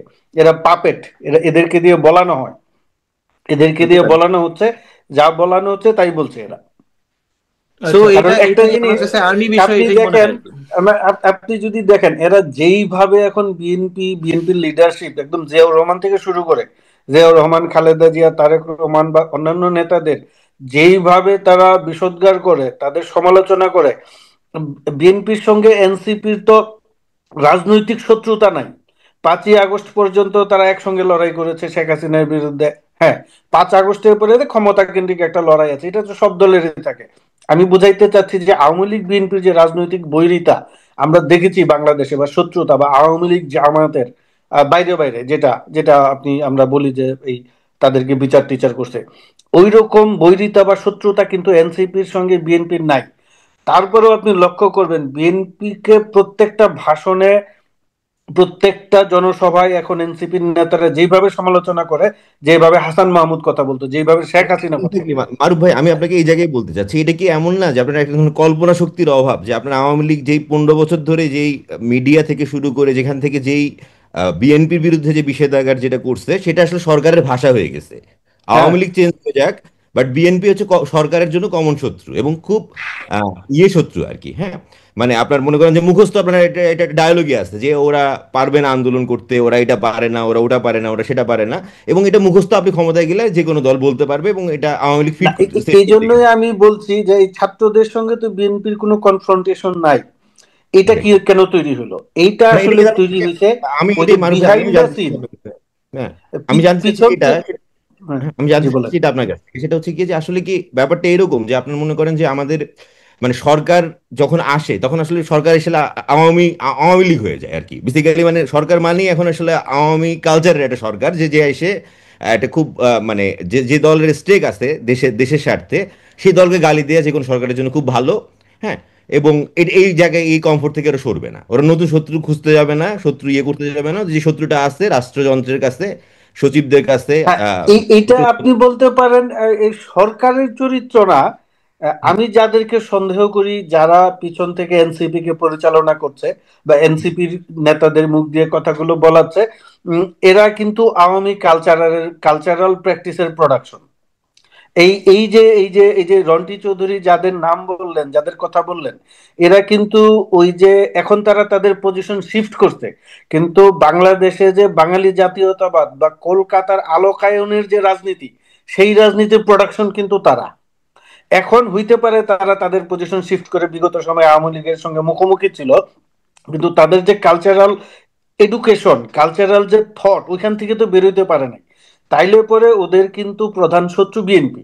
যেহেতু বিএনপি আবার তাদের বিপরীত জায়গায় রাজনীতি করে, বাংলাদেশ পন্থার রাজনীতি করে, বাংলাদেশি জাতীয়তাবাদের রাজনীতি করে, সবকিছু মিলায়া ওই যে মাইন্ডসেট, ওইখান থেকে তা বের হইতে পারে নাই। আরেকটা বিষয় হচ্ছে হয়তোবা তাদের সঙ্গে বিএনপির স্বার্থগত কোথাও একটা দ্বন্দ্ব আছে। বিএনপি হয়তোবা তাদের হয়তোবা তারা বিএনপির সঙ্গে কথা বলেছে, যোগাযোগ করেছে, বিএনপি তাদের সেই ইন্টারেস্টটা কনফার্ম করে নাই বা একসেপ্ট করে নাই, যেই কারণে তাদের মধ্যে এক ধরনের একটা চিন্তা বা মানে প্রচেষ্টা উদ্ভূত হয়েছে যে ঠিক আছে, আমরা আমাদেরকে গুরুত্ব দিচ্ছে না, তাইলে আমরা বিএনপির একদম বাংলায় যেটা বলে জান হারাম করে দিব আর কি, এদেরকে ক্ষমতায় আসতে দিব না। ওই কাজটা তো তারা আসলে সরাসরি নিজেরা করতে পারে না, যেহেতু তাদের সামনে একটা মুখোশ আছে, ভদ্রতার মুখোশ বা সুশীলের মুখোশ। এই কাজটা তারা ছাত্রদের দিয়ে করাচ্ছে। আপনি বলেন এই সালাউদ্দিন সাহেব গুমের শিকার, তারা রিপিটেডলি এই সালাউদ্দিন সাহেবের বিরুদ্ধে কথা বলছে, এবং তারা গুমের মতো একটা ভয়ঙ্কর জিনিসকে নর্মালাইজ করার চেষ্টা করতেছে। হ্যাঁ, যে সালাউদ্দিন সাহেব পালাই গেছে, এই কথা তো শেখ হাসিনা বলতো। এই কথা তো ওই যে আব্দুল মোমেন বলছে যে ভূমধ্য সাগরে পাড়ি দিতে গিয়ে মানুষ ডুবে মারা গেছে, গুমের লোকজন, এরা এই অবৈধভাবে ইউরোপ যেতে গিয়ে মারা গেছে। জি।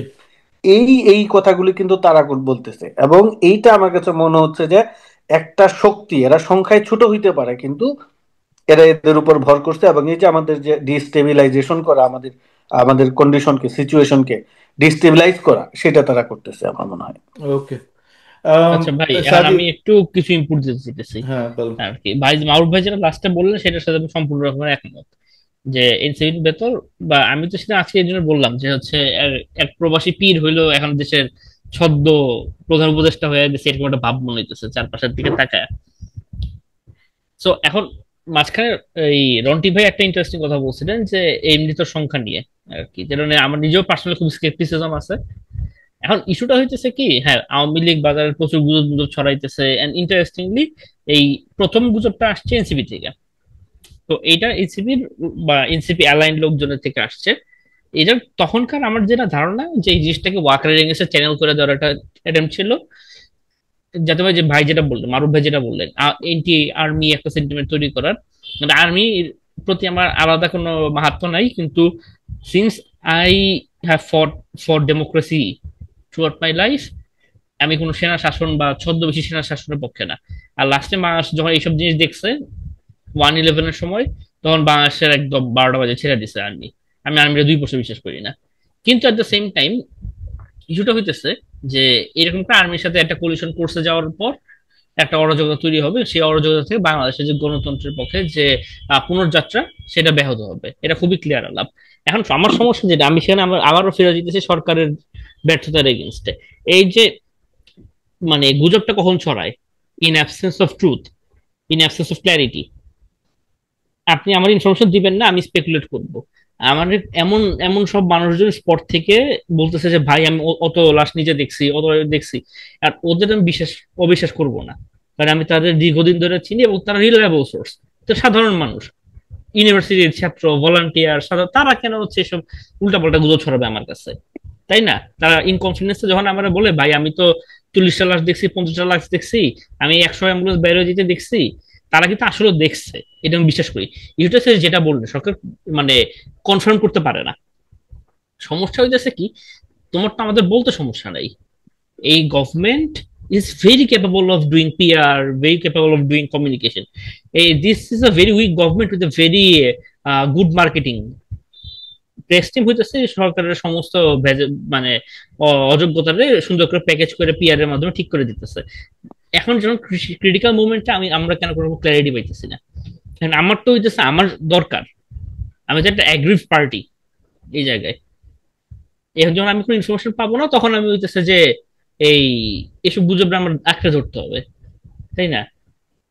তারপর যেটা আলাপ সেটা হলো যে এই এনসিপির ইস্যুটা, যেটা আমি এনসিপি ইস্যুটা বা এনসিপি বা আরো অনেকেই, এই গভর্নমেন্ট জামাতের গভর্নমেন্ট সোজা বাংলায়, মানে এটা একদম ক্লিয়ার কাট আলাপ, এটা জামাতের গভর্নমেন্ট। জামাতের গভর্নমেন্টের সবচেয়ে ক্রুশিয়াল জায়গাগুলো দখল করে বসে আছে। এখন এরা যখন এসব দখল করে বসে আছে, এরা তো কখনোই চাইবে না যে তাই প্রিভিলেজ ছাড়তে। এনসিপি বা সমন্বয়ক তারা ওই প্রিভিলেজটা ছাড়তে যাবে না। কারণ ইলেকশন হয়ে গেলে তাদের পাওয়ার শেয়ার করতে হবে, একটা গণতান্ত্রিক শক্তির কাছে ছেড়ে দিতে হবে, এবং তখন ইনকেস যদি তারা জিততে না পারে তখন তাদের প্রিভিলেজ থাকবে না। এটা করার জন্য তারা যে কোনো রকম গ্যাঞ্জাম করতে তারা প্রস্তুত। কারণ প্রিভিলেজ পাওয়ার লোভ এর চাইতে প্রিভিলেজ হারায় ফেলার ভয় অনেক বেশি। আজকে আমি নোয়া গাড়িতে চড়তেছি, আজকে আমার যে নোয়া গাড়িটা গিফট করছে, যে প্রাডো গাড়িটা গিফট করছে, কালকে আমার যদি যখন ক্ষমতা থাকবে না, সে আমার গাড়িটা দিব না, তখন আমার হচ্ছে এই লাশের রিক্সা চড়তে হবে। এটা একটা সমস্যা তারে ভাই, তাই না? এই দামি গাড়ির উপর নরম পাছাটা ফালায় বসে থাকাটা তো খুব আরামের, রিক্সা বসে 8,000 টাকার পাঞ্জাবিও তো না, তাই না? তারপরে সাদিক আরেকটা বিষয় আছে, এই যে এই গাড়ি দিয়ে আপনি যেইভাবে সাই সাই কইরা রাজপথে চলে যাচ্ছেন, ক্ষমতা চলে গেলে গাড়ি থাকলেও আপনাকে তো ট্রাফিক পয়েন্টে গিয়ে আটকাই থাকতে হবে ভাই 1 আপনি ঘন্টা। ইহো জীবনে বলেন কোন দেশের রাজনৈতিক দলের সমাবেশের আগে ডগ স্কোয়াড দিয়ে হচ্ছে হোটেলে স্নিফ করায়, আর্মি প্রোটেকশন দিয়ে পাঠায়? এটা দেখছেন জীবনে কেউ কোনোদিন?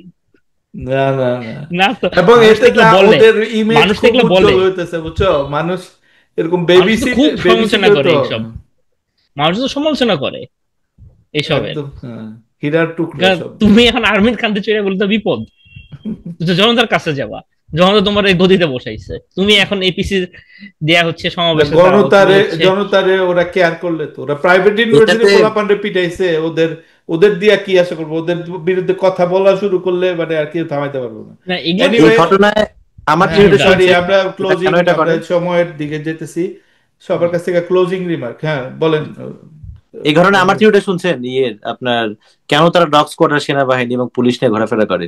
এটা আমি একটা থিওরি বের করছি, ব্যারিস্টার সুমন থিওরি।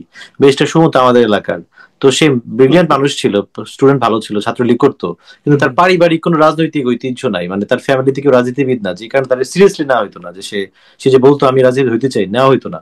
যখন সে পাবলিক প্রসিকিউটর হইলো আপনার ইয়েতে আপনার ওই যে জামাতি বিচারের, তখন তার সামনে পিছনে দুটো গাড়ি থাকতো, এবং যারা শহরের মানুষ, যারা তারে আগে থেকে চেনে, তারা খুবই বিরক্ত হইতো যে আরে কি করে এগুলা, মানে তারে খুবই বিরক্তি চোখে দেখতো, এবং এরা এখনো স্টিল নাও তারে পছন্দ করে না।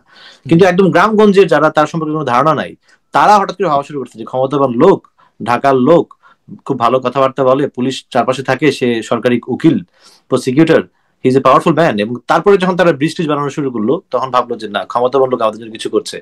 আমার ধারণা এনসিপিও এই স্ট্র্যাটেজিতে গেছে, যে এনসিপি যেহেতু দেখছে তাদের আসলে জনপ্রিয়তা ওইরকম নাই, তো তারা তারা দেখা যায় ক্ষমতায় পিছাই গেছে একটু। যেটা মারুফ ভাই বললো, কেন তারা বিএনপির বিরুদ্ধে এত এত বলে, তারা ক্ষমতাসীনদের বিরুদ্ধে বলতে চায়, কারণ তারা জানে এটার বিরুদ্ধে রিয়াকশন যদি আসে, এদের মায়ের আটকানোর জন্য আর্মি পুলিশ আছে, সরকার আছে, তো মারবে না। কিন্তু বিএনপির বিরুদ্ধে বললে তারা যদি জায়গা উঠতে পারে, দেন মানুষ ভাববে যে ওকে এরা পাওয়ারফুল, এবং আশেপাশে সেনাবাহিনী আর্মি টার্মি পুলিশ টুলিশ থাকাতে গ্রামের সাধারণ মানুষ পদযাত্রার মধ্যে যারা দেখতে আসে, আমি এটাও বলতে চাই যে যে পদযাত্রার মধ্যে যে 5,000 মানুষ আসে এখন এনসিপিতে, এরা আসলে স্টারদের দেখতে যায়। মানে ময়ূরী যখন বাটার মানে কসমেটিক্স দোকান ওপেন করতো মফস্বলে, যায় লোক হইতো না 10,000, এরকম আপনার তাসিম জারা, নাহিদ সার্জিস তো এখন স্টার, এদেরই দেখতে মানুষ যায়, ভোট কিন্তু দিবে না, ভোট দেওয়ার খুব কঠিন আছে। তো ওই যে না, মানুষগুলো এটা দেখতে যায়। এই জায়গায় একটি ইন্টারেস্টিং ইস্যু আছে আমার মনে হয়। এই যে ভাই যেটা বললেন, এনসিপি স্ট্র্যাটেজিটা হইতেছে যে ওই গেম অফ থ্রোনস এর মতো, পাওয়ার রিসাইডস ওয়ার মেন থিং, পাওয়ার রিসাইডস, হ্যাঁ বুঝছেন? এই পারসেপশন তারা ক্রিয়েট করতে চায়। এখন হ্যাঁ তারা যখন দেখতেছে তারা কন্টিনিউয়াসলি বিএনপির মতো পাওয়ারফুল দলের এগেনস্টে মুখ চালায় যাইতেছে, এটাই তো রাজনীতি। বাংলাদেশের সবচেয়ে বড় এস্টাবলিশ ভোট ব্যাংক হচ্ছে দুইটা, বিএনপি আর আওয়ামী লীগ, যেটা হচ্ছে আদি মানে বাংলাদেশের আদিকাল থেকে এই ভোট ব্যাংক রেডি তৈরি হয়েছে আর কি। কারণ তারা তো একটা বড় জনগোষ্ঠীর মুখপাত্র হয়েছে এসেনশিয়ালি, বিএনপি এবং আওয়ামী লীগ। তারা তো রেডিমেড ভোট ব্যাংক পায় নাই, তারা নিজেদের ভাবে গড়ে তুলছে। সব দেশে এরকম থাকে, দুইটা দুইটা মেইন পার্টি অর্গানিক থাকে ভোট ওদের। ব্যাংক নাই, কিন্তু ওর তারা হচ্ছে এখন পুরা ভোট ব্যাংক নিতে পারতো, তারা যদি এই ধরনের উল্টাপাল্টা পথে না যাইতো। আগস্ট মাসের পরে তাদের প্রতি মানুষের যে আবেগ ছিল, আমার ছিল বেশি, আনবিলিভেবল আনবিলিভেবল। তারা 20% ভোট ব্যাংক করে নিতে পারতো। এনসিপি যখন রাজনীতির যাত্রা শুরু করছে সেই সময় তাদের যে গুডউইল ছিল, বাংলাদেশের ইতিহাসে আর কোন রাজনৈতিক দলের এত গুডউইল ছিল না। কোন পার্টির লোকজন তাদের শুভকামনা জানায় নাই? আমি তো দেখছি, আমি তো এগুলো ট্র্যাক করি সবসময় অনলাইন, কারণ আমার এগুলো সবসময় থাকা হয়। এনসিপি যেরকম গুডউইল নিয়ে শুরু করছে যাত্রা, এই সৌভাগ্য আর কোন দেশের কোন রাজনৈতিক দলের ছিল না। দেন হোয়াট হ্যাপেন্ড? এখন আপনি এবারে এখন এনসিপির অবস্থা ওরা হচ্ছে মিসটা করলো কই? ওদের কি উপদেষ্টার কারণে বা থিঙ্ক ট্যাঙ্ক কারণে, নাকি ওরা শুরু থেকেই মানে মিসের রাস্তায় ছিল? কারণ ওদেরকে এটা মিস আসলে করার বলা তো কঠিন বসানো ভাই। হচ্ছে, ঠিক না? ইস্যুটা হইতেছে কি, আপনার অর্গানিক ভোট মানে নির্বাচনী রাজনীতি তো লম্বা খেলা। আপনি ইমরান খান শুরু করছে রাজনীতি ধরেন আর্লি 2000 শুরু করছে, ক্ষমতা আসে 10 বছর পর। এনসিপি তো মিনিমাম 5 বছর টাইম দিতে হবে আমাকে। এনসিপি না না, বাংলাদেশের ওরা রাজনীতি তো একটা ভালোবাসাটা এমনিই পায়ে গেছে, বুঝছো না? আমার হ্যাঁ কথাটা ওইটা তো ওরা প্রোটেক্ট করতে পারতো যে ওকে ঠিক আছে আমরা এটা না এটা এটা করি, এটা আমি বর্তমান একটু হলে তো আমি করতাম না এরকম যে ইমতিয়াজের এটা নিয়ে তো মারুফ ভাই দুঃখে আছে আজীবন যাবত, গত 10 মাস যাবত মারুফ ভাই দুঃখে আছে এটা নিয়ে। মারুফ ভাই বল, হ্যাঁ বল। এইটার একটা কারণটা হয়েছে, আমি বলি এই এনসিপি যে ফেল করলো, যে এই আমাদের সাদিক যেটা বললো যে এদের প্রচুর আনবিলিভেবল একটা সাপোর্ট ছিল, একদম ঠিক বলছে। আমি গত বছর আগস্টে যখন দেশে গেলাম, এরা প্রবল জনপ্রিয়, রাস্তাঘাটে মানুষ খালি এদের কথা বলে। তো এইটা এরা মিস করছে দুইটা কারণে। এদের যে থিঙ্ক ট্যাঙ্ক বা বুদ্ধিজীবী বলেন, এদের দুই গ্রুপ আছে থিঙ্ক ট্যাঙ্কের। একটা থিঙ্ক ট্যাঙ্ক হচ্ছে, আমি যেটা বলতে চাই, যে আড়াল থেকে এদের চালাচ্ছে, বিভিন্ন কথা টথা বলাচ্ছে, উস্কানিমূলক কথা বলাচ্ছে, বিরোধাত্মক কথা বলাচ্ছে। এরা আসলে চায় না যে এনসিপি পলিটিক্যাল পার্টি হিসেবে দাঁড়াক। এবং আমি একটা তথ্য দেই, এই গ্রুপটা কিন্তু আহ, এই গণ অধিকার পরিষদের উপর ভর করছিল। এবং এই তারা গণ অধিকার পরিষদ যে পুরা কবজায় নিতে পারে নাই, যখন তারা গণ অধিকার পরিষদকে কবজায় নিতে পারে নাই, তখনই কিন্তু তারা হচ্ছে এই যে ছেলে পেলে গুলা যারা গণ অধিকার পরিষদ করতো, যে আক্তার, নাহিদ বা আরো যারা আছে, ইন্টারেস্টিং। হ্যাঁ, এদেরকে পিক করা শুরু করলো। এবং এদেরকে যে আপনার কি বলে যে পাকচক্র, এই সেই নানা ভাবে, তারপরে বিভিন্ন মিটিং টিটিং করে এদেরকে কবজায় নিয়ে নিছে।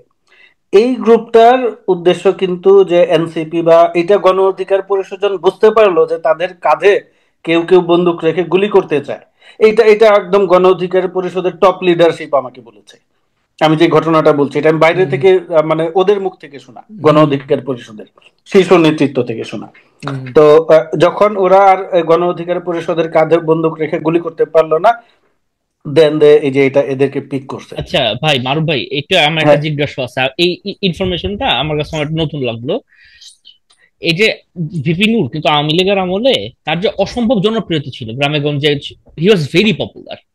হ্যাঁ, এখন কিন্তু তার সেই স্ট্যান্ডটা নাই, এটার সাথে কোনো যোগসূত্র থাকতে পারে? আপনি যেটা বলেন সেই থিওরিটার, মানে এটা আমার একটা জেনুইন কোশ্চেন আর কি। আপনার কি মনে এটা হয়? হ্যাঁ ইটস হ্যাঁ এ ভেরি এটা থাকতে ইন্টারেস্টিং কেস। পারে। হ্যাঁ হ্যাঁ এটা ভিপি থাকতে নূর ওয়াজ পারে দ্য যে তার, ফার্স্ট অর্গানিক লিডার। হ্যাঁ এইটা যেহেতু তার জনপ্রিয়তার ধসের কারণ, কিন্তু ওই একই ওই গ্রুপটা তাদেরকে তখন ডমিনেট করতো, কন্ট্রোল করতো, এবং তাদেরকে দিয়ে প্রপার পলিটিক্স যে করা সেটা করতে পারছে কিনা, করাইছে কিনা। এবং এই যে ভিপি নূরকে নিয়ে যে নানা ধরনের গুজব শোনা যায়, বিভিন্ন জায়গায় বিভিন্ন দেশে গোয়েন্দাদের সঙ্গে গিয়ে দেখা করছে, এরাই সেই কানেকশনটা করাই দিছে কিনা, অসম্ভব কিছু না। তারপরে হয়তো বা তারা বুঝতে পারছে, ওইটা থেকে তারা সরে আসছে। তারা এখন নিজেদের অবস্থান তৈরি করছে। এরপরে তো তারা এই গ্রুপটাকে পিক করলো। এদের উদ্দেশ্য, আমি যেটা বলতে চাচ্ছি, এদের উদ্দেশ্য কিন্তু হইলো এই পার্টিকে দাঁড় করানো না। এদের উদ্দেশ্য হলো একটা পার্টির উপর ভর করে নিজেদের বার্গেনিং ক্যাপাসিটিটাকে বজায় রাখা। তারা বার্গেন করবে কার সঙ্গে? বড় পলিটিক্যাল পার্টিগুলোর সঙ্গে, ইদার হুম আওয়ামী হুম লীগ অথবা বিএনপি। এখন আওয়ামী লীগ নেই, আওয়ামী লীগ যেহেতু শেষ, আওয়ামী লীগ আর ফিরে আসতে পারবে না আমি বিশ্বাস করি, তাইলে এখন তারা বিএনপির সঙ্গে বার্গেনিং করবে। এই একটা গ্রুপ, ইন্টেলেকচুয়াল গ্রুপ, যেই জন্য আমি মনে করি এনসিপি দাঁড়ায় নাই, কারণ তারা এনসিপি কে দাঁড়াইতে দিতে চায় না দল হিসেবে। আরেকটা গ্রুপ আছে বুদ্ধিভিত্তিক যারা সহায়তা করে। আমি দুঃখিত, এখানে আমার অনেক পরিচিত লোকজন আছে, কিন্তু আমাকে যেটা বলতে হবে, এরা পলিটিক্স বোঝে না, একদমই রাজনীতি বোঝে না। হুম এই হুম যে এদেরকে যে এরকম ব্যবহার করা হচ্ছে, এবং দেখেন পলিটিক্স কিন্তু খুব সহজ জিনিস, আবার খুব কঠিন জিনিস। সহজ এই অর্থে, আপনি যদি জিনিসটা সহজভাবে চিন্তা করেন, আর কঠিন এই অর্থে, আপনি যত প্যাচ তৈরি করবেন আপনি তত প্যাচের মধ্যে পড়বেন। এখন সেই প্যাচ খোলার ক্যাপাসিটি আপনার আছে কিনা সেটা ভেবে দেখতে হবে। হুম যদি হুম। আপনি মনে করেন যে আপনার প্যাচ খোলার ক্যাপাসিটি নেই, তাহলে আপনার এই প্যাচের মধ্যে যাওয়া ঠিক হবে না। ভাই এই গ্রুপটা রাজনীতি হইলো করছে। মানে এনসিপির একটা ইস্যু আমার কাছে যেটা মনে হয় কি, ওনার হচ্ছে সানডে পলিটিক্স এর উপর অনেক বেশি ডিপেন্ডেন্ট হয়ে গেছেন, যে আমি সারা সপ্তাহ কিছু করব, তারপর আমি উইকেন্ডে বসে হচ্ছে আমার শখের একটা কাজ, শখের কাছে হচ্ছে রাজনীতি করা। ইস্যুটা হচ্ছে কি, বাংলাদেশের আর্থসামাজিক ব্যাখ্যা হচ্ছে রাজনীতিটা লাইফস্টাইল। হুম মানে হুম আমাদের সবারই তো একটা রাজনৈতিক ফ্যামিলি, আমরা হুম দেখছি হুম। আমাদের যারা রাজনীতি করছে, আমাদের জ্ঞাতি গোষ্ঠী যারা, সারা দিন এটা কিছু এবং এটা আসলেই করতে হয়। মানে বাংলাদেশের আপনি ইউএস স্টাইলে রাজনীতি, ইউকে স্টাইল রাজনীতি আমাদের এখানে হয় না, তার কারণ হচ্ছে বাংলাদেশে সবকিছু খুবই ডিফারেন্ট, খুব লোকালাইজড আলাপ। আপনি পশ্চিম থেকে একটা আইডিয়া আইনে বসাই দিলেন, দেন আমি এক্সপেক্ট করলাম যে এটা অটোমেটিক্যালি ঠিক হয়ে যাবে, তা না। এক্স্যাক্টলি। রাজনীতিবিদদের এদের মানে জমি জয়রাতেরই মিটাইতে হয়, এখানে বিচার করতে হয়, মানে প্রেজেন্স এবং রাখতে আপনি এটা হয়, করতে এরকম না পারলে 24 আপনার কোনো ঘন্টা দাম আপনাকে নাই। পলিটিক্স সবকিছু করতে নিয়ে। হবে। আপনি যদি হ্যাঁ, এক ফোন দিয়া আপনার লোকাল কোনো সমস্যা ফিক্স করতে না পারেন, আপনার রাজনীতির কোনো দাম নাই। দাম নেই। তাই না? এবং পাত্তাও আপনার তো দিব না, আউটপুটই কেউ নাই। ভোটও দিব না, ভোট হ্যাঁ, কেন, মানে কিছুই করবো না, মানে হ্যাঁ। তার মানে ওই ওই জায়গায় তো সে যাইতেই পারবো না, পরবর্তীতে তারে কেউ বাংলাদেশের সালামও দিব গ্রাউন্ড না, কিছুই পলিটিক্স করবো বা না। ইলেকট্রাল পলিটিক্স খুব কাটছুট ব্যাপার। হম আপনি আপনার মানুষের কোনো উপকার আসতে পারবেন না, আপনার কোনো ইউটিলিটি নাই, আপনার কোনো ভোটও নাই, সোজা বাংলায়। হ্যাঁ। কেন মানে এটা তো বাংলাদেশের রাজনীতি ইস্যুটা খুব লোকাল, তার কারণ হচ্ছে এখানে সবকিছু গিভ এন্ড টেকের সম্পর্ক। আপনি হম এখন না, একটা এটা কাছে আমি যাবেন। সাদিকের কথাটাকে হুম, যদি এক লাইনে বলি, মানে বাংলাদেশে পলিটিক্স করতে হইলে আপনাকে জুতা সেলাই থেকে চন্ডি পাঠ সবই করা লাগে। এক্স্যাক্টলি ভাই, হ্যাঁ হ্যাঁ এক্স্যাক্টলি, হ্যাঁ হ্যাঁ। এক্স্যাক্টলি। আপনার পাশে অত ফ্ল্যাটের গেম এখানে একটা থেকে মজার ভোট একটা দিতে হয়। ইন্টারেস্টিং ব্যাপার আমার বলতেই হবে, সেটা হলো যে এমপি হইলো গিয়ে তারা ল ঠিক করে, কিন্তু বাংলাদেশের এমপি কিন্তু ডিফারেন্ট। এমপি হলো সে এখানকার রাস্তা ঠিক করবে, ব্রিজ বানাবে, এর জন্য দৌড়াদৌড়ি করবে, তার সুপারিশ করে দিবে, সব কিছু তার মানে করতে হবে। যদি করতে পারে সেই হইলো গিয়া পারফেক্ট এমপি, এছাড়া কিন্তু তাদের কোনো দাম নাই, ভোট দিব না মানুষে। Sorry, continue. আচ্ছা, একটু ফারুক আব্দুল্লাহ, গোটা আলোচনার উপরে তোমার মতবাদ তুমি যদি একটু বলো। না, আমি মোটার দাগে যেটা হচ্ছে কি, আমি প্রথমে একটা জিনিস বলি, সেটা হচ্ছে কি, সেনাবাহিনী যে মানে উত্তেজিত করলে সেনাবাহিনী ক্ষমতায় আসবে, আমার কাছে মনে হয় না যে এই জিনিসটা, মানে সেনাবাহিনীকে এটা এক ধরনের ইয়ে করা হয়ে যায় আর কি। হ্যাঁ, মানে এত ইম্যাচিউর বাহিনী না, কারণ কারণ ওটাও বেসিক্যালি স্বার্থে মানে ইয়ের কারণেই। হ্যাঁ, যে সেনাবাহিনীকে আমি উস্কাই দিলাম, অন্য নামে কিছু বললো, সে তারা ক্ষমতা না, ও ব্যাপারটা অত ইজি না। হ্যাঁ, আমরা খুব আমরা বিশ্বাস করতে ভালোবাসি যে আমরা খুব ম্যাচিউর একটা ইয়ের মধ্যে আছি, এবং আমাদের সাথে স্বার্থ, জনগণের স্বার্থের সাথে সেনাবাহিনীর স্বার্থ এখন অ্যালাইন। হ্যাঁ, মানে এটা এটা কনফ্লিক্টেড না, দ্যাটস দ্য মানে একটা নিরাপদ জায়গাটা হচ্ছে এই জায়গাটায় আর কি। মানে আচ্ছা। মুখোমুখি করার ট্রাই করছে আওয়ামী লীগ অনেকবার, অনেকভাবেই ট্রাই করছে, সেটা হয়নি, কারণ আমাদেরই ছেলে তো। হ্যাঁ, হুম আমরা আমাদের সমাজ থেকে আর্মি ইয়েটা খুব দূরের কিছু না আর কি, প্রথমত। দ্বিতীয় কথা যেটা হলো যে, সেটা হলো যে ওই যে যে ব্যাপারটা, যে আন্তরিকতার লাশ লাশ গুমের মানে যে যে সংখ্যার যে প্রবলেমটা তৈরি হয়েছিল আর কি, যেটা মারুফ ভাই বললেন যে আসলে আন্ডার পারফর্ম করলো কিনা গভর্নমেন্ট, এটাই আর কি ব্যাপার। যে দেয়ালে দেয়ালে লেখা হবে কেন যে ইউনূস সাহেব মানে শক্তিশালী হন, হ্যাঁ, মানে কিংবা আপনি শক্ত হাতে হাল ধরেন, যেটা বাকশাল মুজিবরে যেটা করাইছিল আর কি। হ্যাঁ, যে দেয়াল লিখন ছিল যে মুজিব ভাই হ্যাঁ শক্ত হন। তো এটাও পার্ট অফ পলিটিক্স। না তো না না ভাই, একটা আলাপ যেটা আছে বা মানে হিস্ট্রিক্যালি সরকারের ওর কি একটু নামে শেষ ডাকে করতে দাও, ওর চলে। বলতে দাও, তুমি তুমি বলো। হ্যাঁ, সরি হ্যাঁ, বল, হ্যাঁ আর বলো, বলেন। হ্যাঁ, বলো। আচ্ছা, এরপরে আমার কাছে মনে হয় যে শফিক যেটা বললেন সেটাও ঠিক আছে, রন্টি ভাইয়ের সাথে ইয়েতে, বাট আমার কাছে মানে খুব সিম্পলি যেটা মনে হয়, মারুফ ভাইয়ের সাথে আমি মানে আমার ইয়ে যায়, কারণ মারুফ ভাইয়ের লেখালেখির সাথে তো আমি অনেক আগে থেকে পরিচিত। তো ওই কারণে আমার কাছে মনে হয় যে আমার রাজনীতির যে বুঝ আর কি, সেটা একরকম এরকমই যে আপনার যারা আসলে চালাচ্ছে এই যে দল হতে দিতে চাচ্ছে না, প্রেশার গ্রুপ হতে চাচ্ছে, এটা এটা খুব ইম্পর্টেন্ট ফাইন্ডিং আমার জন্য। এবং আমিও ওটাই বিলিভ করি আর কি, যে আসলে এরকম একটা ব্যাপার। তো শেষ কথা যে যে জায়গাটা আমার কাছে মনে হয় যে যেটা বলতেছিলেন না যে আপনি ভাই বিমান বাহিনীর মানে ওই জাহাজ নিয়ে একটা জিনিস, তো আমি প্রশ্নটা তখন মিস করে গেছি, সেটা হলো যে আসলে এইরকম জায়গাগুলোতে আসলে আমাদের মানে যেটা হয় কি যে অ্যাকশনগুলো দেখানোর ব্যাপার, মানে সরকারকে আমি যে কোনো বাহিনী নিয়ে বলেন কিংবা যারা মানে ক্ষমতা কেন্দ্র মানে ইয়েতে আছেন, তাদের প্রতি আমার রিকোয়েস্ট হচ্ছে এরকম যে ভাই জনগণ অনেক পরিবর্তন হয়ে গেছে। আমরা আমরা মানুষরা মানে আমরা মরার মানে যে জিনিসটাতে ছিল যে যান হাতে নিয়ে 1 বছর আগে জনগণ নেমে আসছিল, হ্যাঁ। তো ডোন্ট ডিল দেম, মানে পলিটিক্স আর পলিটিশিয়ান একটা পার্ট, হ্যাঁ, মানে ক্ষমতায় যারা সরকার চালায় বেসামরিক মানে যেই সিভিলিয়ান যারা, তারা একটা পার্ট, বাট যারা আপনার ইনস্টিটিউশনালাইজ লোক, এদের মাইন্ডসেটও চেঞ্জ করতে হবে। কারণ সরকার তো সবকিছু তো আপনাকে ইয়ে করতে হবে না, কিন্তু আপনারা তো আমাদেরই ছেলে, হ্যাঁ। আপনাদের ওই নিজার্গিং ব্যাপারটা থেকে বাইরে হয়ে আসতে হবে, সেটা আইএসপিআর হোক, সেটা সচিবালয় হোক, সেটা এবং প্রথম আলোই হোক, যে সরাসরি বলতেছে যে আমার উপর মানে মতি ভাইয়ের তো এটা একটা খুব আমার কাছে খুব খুব খারাপ লাগছে এটা, যে আপনি বলতেছেন ক্যান্টিনের মধ্যে পড়ছে, হ্যাঁ। আচ্ছা ভাই, একটা বিমান যে সাইজ, এটা তো ক্যান্টিন তো এমনি পার হয়ে আরো 10 জায়গায় জায়গায় আপনি কেন স্পেসিফিক যাচ্ছেন? আপনাকে যখন আইএসপি যদি বলেও থাকে, হ্যাঁ, যেটা বলে মাহফুজ ইয়ে সাহেব অনেক জেল টেল খাইটা আসলেন যে আমাকে ওই সময় নিউজ ফিড করাইতো, তো আপনি এটা চ্যালেঞ্জ করে দেখেন না। চ্যালেঞ্জ করার পর যদি ঝামেলা হইতো, তারপরে আপনারা তারপরে বলেন যে ভাই ঝামেলা হয়েছে, জনগণের বলেন, হ্যাঁ, তাই না?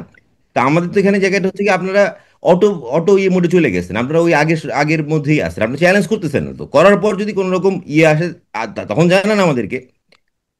তো মানে আপনারা তো সংবাদ মাধ্যমেরও তো একটা দায়িত্ব আছে, তাই না?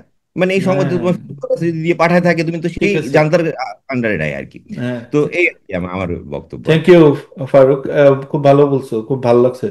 আহ, সাদিক কিছু বলতেছিলা তুমি, এরপর আমরা শেষ করে দিব। জাস্ট মানে কি বলে ক্লোজিং রিমার্ক প্লিজ। মানে এটা একদম ক্লোজিং রিমার্ক হিসেবেই বলি আর কি, হ্যাঁ, হ্যাঁ। যে এই সরকারকে মানে এইভাবে যদি চলতে থাকে, প্রথমত তারা তো ইলেকশন প্রিপারেশন নেয় নাই অনেস্টলি, এবং তারা দেশ চালাতে পারতেছে না। তাদের এখন আইদার তাদের ঠিক করতে হবে তারা কি ইলেকশন আদৌ দিতে পারবে। যদি ইলেকশন দিতে পারে তাইলে এক হিসাব, যদি না পারে তাহলে আমাদের বিকল্প একটা ব্যবস্থা করতে হবে, নতুন সরকারের চিন্তা করতে হবে যারা অ্যাকচুয়ালি সেটা দিবে। কারণ প্রথমত এমনি তো চলা যায় না। হুম, হুম, আপনি হুম, হুম। হচ্ছে রাস্তা মানে কাজও করবেন না, রাস্তাও ছাড়বেন না, এটা দিতে পারে না। এটাই কাজে হইতেছে, যতক্ষণ এটাই হইতেছে। যতক্ষণ আপনি গদিতে আছেন, আপনি আপনার প্রপারলি কাজটা করেন। কারণ আপনি এখানে হচ্ছে কোম্পানি চালাতে বসেন নাই। আর একটা স্বাস্থ্য উপদেষ্টার একটা আলাপ আমি দেখলাম, এনজিও, এনজিও। ফেসবুকে দেখলাম, মানে হাসপাতালে গিয়ে বলতেছেন অমুক কাজ করে হাসপাতালে কত লাভ হয়। সরকারি হাসপাতালে গিয়ে বলতেছে একটা টেস্টে যে এই টেস্ট করে সরকার মানে হাসপাতালে কত লাভ হয়। আরে ভাই, সরকারি হাসপাতালকে লাভ করার জন্য আছে নাকি? ও সেবা দেওয়ার জন্য আছে। যে হুম, মানুষ হুম, হুম। অনেস্টলি, এখন আপনি গ্রামীণ ব্যাংকের ডিরেক্টর ছিলেন, আপনি হাসপাতালে গিয়ে তো খুঁজবেন আপনি প্রফিট কি। আর সারা জীবন গেছে হচ্ছে এই লাভের অঙ্ক মিলাইতে গিয়ে, হুম, হুম, হুম, তাই না? আপনি তো ওই ছাগল দিয়ে ধান ধান ধান পাড়াইতে পারবেন না। তো হুম, আইদার গভর্নমেন্টের ডিসাইড করতে হবে তারা কি চায় অনেস্টলি। তারা যদি হুম, হুম, মনে করে এই এনআরকি জিআই রেখা ইলেকশন ক্ষমতায় থাকতে পারবে, না, অনেস্টলি দে ক্যান নট। আজকে আওয়ামী লীগের একটা ডেমো এমন যারা দিছে যে এখন ইমার্জেন্সি বৈঠকে বসতে দিচ্ছে সরকারকে 4 দলের সাথে। মানে এইসবের মেসেজিং কিন্তু আমাদের কাছে clear, the government is incapable of handling such crisis. Hmm, hmm, এবং হুম। এটা মাত্র শুরু। আজকে যেটা হয়েছে, ছাত্রলীগের ঢাকা শহর বা ঢাকার আশপাশের কয়েকটা ইউনিটের লোকজন গ্যাঞ্জাম করছে। এরকম আজকে আপনি একটা জায়গায় ব্লান্ডার করতে দিবেন, পরদিন দেখেছেন 4 মাথায় 4 জায়গায় গ্যাঞ্জাম করে বসে। আপনি তো একটাই সামলাতে পারেন না, হুম, কোঅর্ডিনেটেড গ্যাঞ্জাম আপনি সামলাবেন কেমনে? আওয়ামী লীগ বসে আছে। আওয়ামী লীগ হুম। হচ্ছে আপনি কি মানে দুগ্ধবস্ত্র শিশু মনে করছে যে সে আপনার ওইগুলা না করার জন্য বসে আছে। যে বিএনপি মানুষটা শুধু হাত গুটায় নিলেই তো হলো, বিএনপি না তো ওই সব এই জায়গায় এই রাখে আলাপ, সবকিছু। না এই আলাপটা আমার কাছে খুবই পার্সোনালি খুব প্রবলেমেটিক মনে হয়, কারণ এর মাধ্যমে বিএনপিটা হচ্ছে সিঙ্গেল আউট করে দেওয়া হয়, এবং এর মধ্যে ডিনাই করা হয় যে আওয়ামী লীগের সবচেয়ে বড় শত্রুটা হচ্ছে বিএনপি। এটার মাধ্যমে হচ্ছে এই জিনিসকে ডিনাই করা হয়। আপনি যত যাই বলেন, আজকে আওয়ামী লীগ নাম দিলে সবার আগে বিএনপি হচ্ছে গেঞ্জাম ঠেকাইতে যাবে। এটা যাইতে হবে, কারণ সে জাতশত্রু। সে 16 বছর আমাদের অত্যাচার করছে, তাহলে আমরা আটকামুন না তারে? এখন ইস্যুটা হুম। হচ্ছে কি, আপনি মানে ইস্যুটা হয়েছে সরকার মনে করছিল আওয়ামী লীগ একটা ফুটবল, আমি এটা যেদিকে খুশি সেদিকে লাভ। এই সমস্যা হচ্ছে ফুটবলটা তো ফুটবল না, ফুটবল এখন মুখের মধ্যে এসে লাগতেছে। মুখের মধ্যে যখন লাগতেছে তখন নাকটা ফেটে গেছে। এখন সরকার বুঝতে পারতেছে না এই ফুটবলের মুখে লাগা থেকে আটকাবো নাকি হচ্ছে আমার নোজ ব্লিড বন্ধ করবো, না আমি হচ্ছে কি করবো আমি বুঝতেছি না। আচ্ছা আচ্ছা। বুঝছেন, ইস্যুটা হচ্ছে এইরকম। আওয়ামী লীগ যেটা football, Awami League is a very organized, efficient এবং ruthless fascist being. Hmm hmm hmm hmm. It's a virus. হ্যাঁ, যে কাল্ট। মনে করেন যে মাইলস্টোন থেকে জুলাই অভ্যুত্থানের প্রথম নারী শহীদ হয়েছে বইলা উল্লাস করতেছে, সাধারণ মানুষের বাচ্চা বাচ্চা কাচ্চা মারা যাতে উল্লাস করতেছে, যে রক্ত পিপাসু কাল্ট, সেই কাল্টে আপনি ডিল করতে পারবেন না, এমনি আপনি পারবেন না সোজা বাংলায়।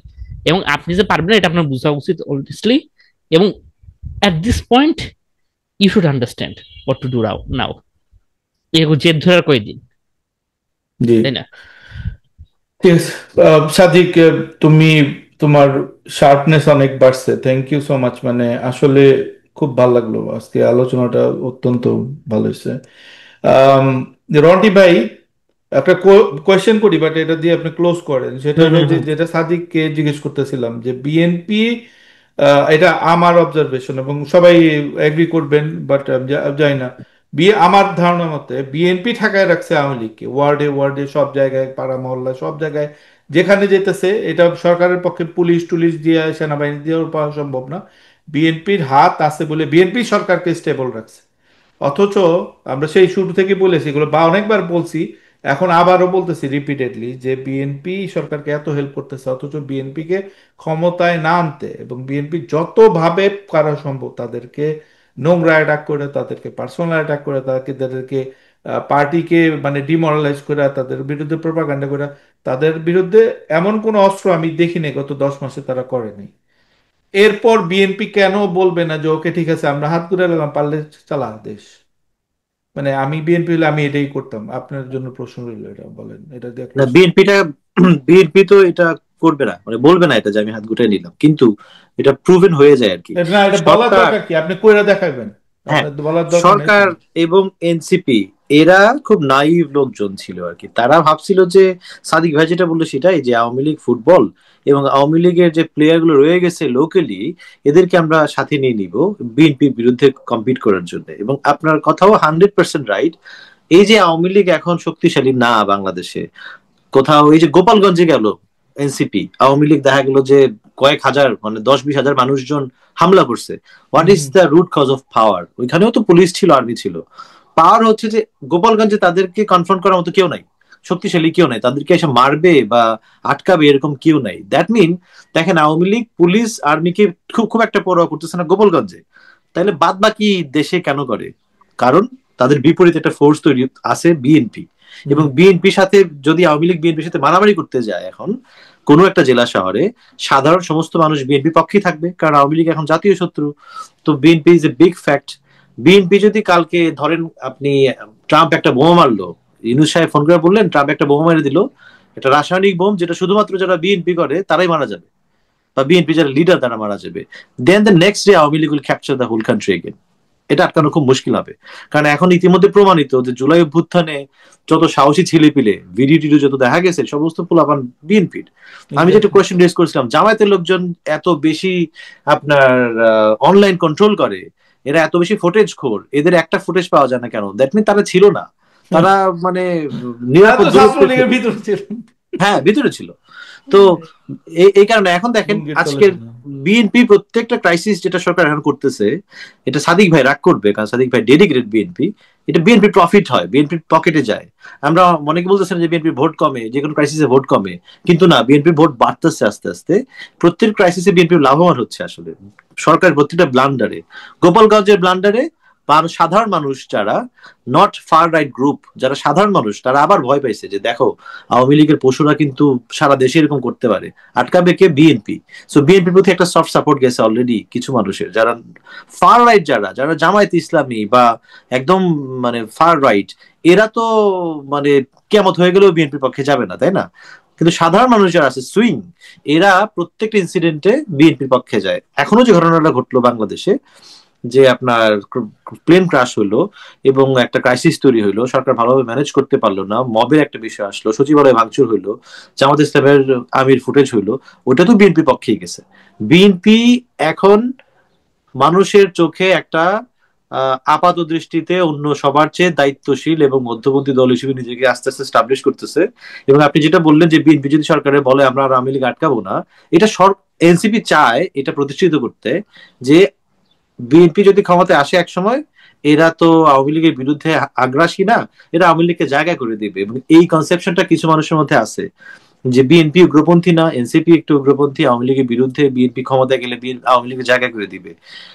কিন্তু আমার মনে হয় এই পারসেপশনটা আস্তে আস্তে নষ্ট করতেছে এনসিপি ওয়ালারা, কারণ মানুষ প্রমাণ পাইতেছে আস্তে আস্তে যে বিএনপি শক্তির কারণেই আওয়ামী লীগ আবার স্ট্রং পজিশন আসতে পারতেছে না। It is getting proven day by day, BNP মুখে না বললেও ডে বাই ডে। এবং আজকে যে মিটিংটা এমার্জেন্সি সরকার ডাকলো, যে কোনো ক্রাইসিস মিটিং ডাকে কেন, মেইন ফ্যাক্ট বিএনপি, যে বিএনপি সমর্থনটা সরাসরি চাওয়া লাগে এই জন্য।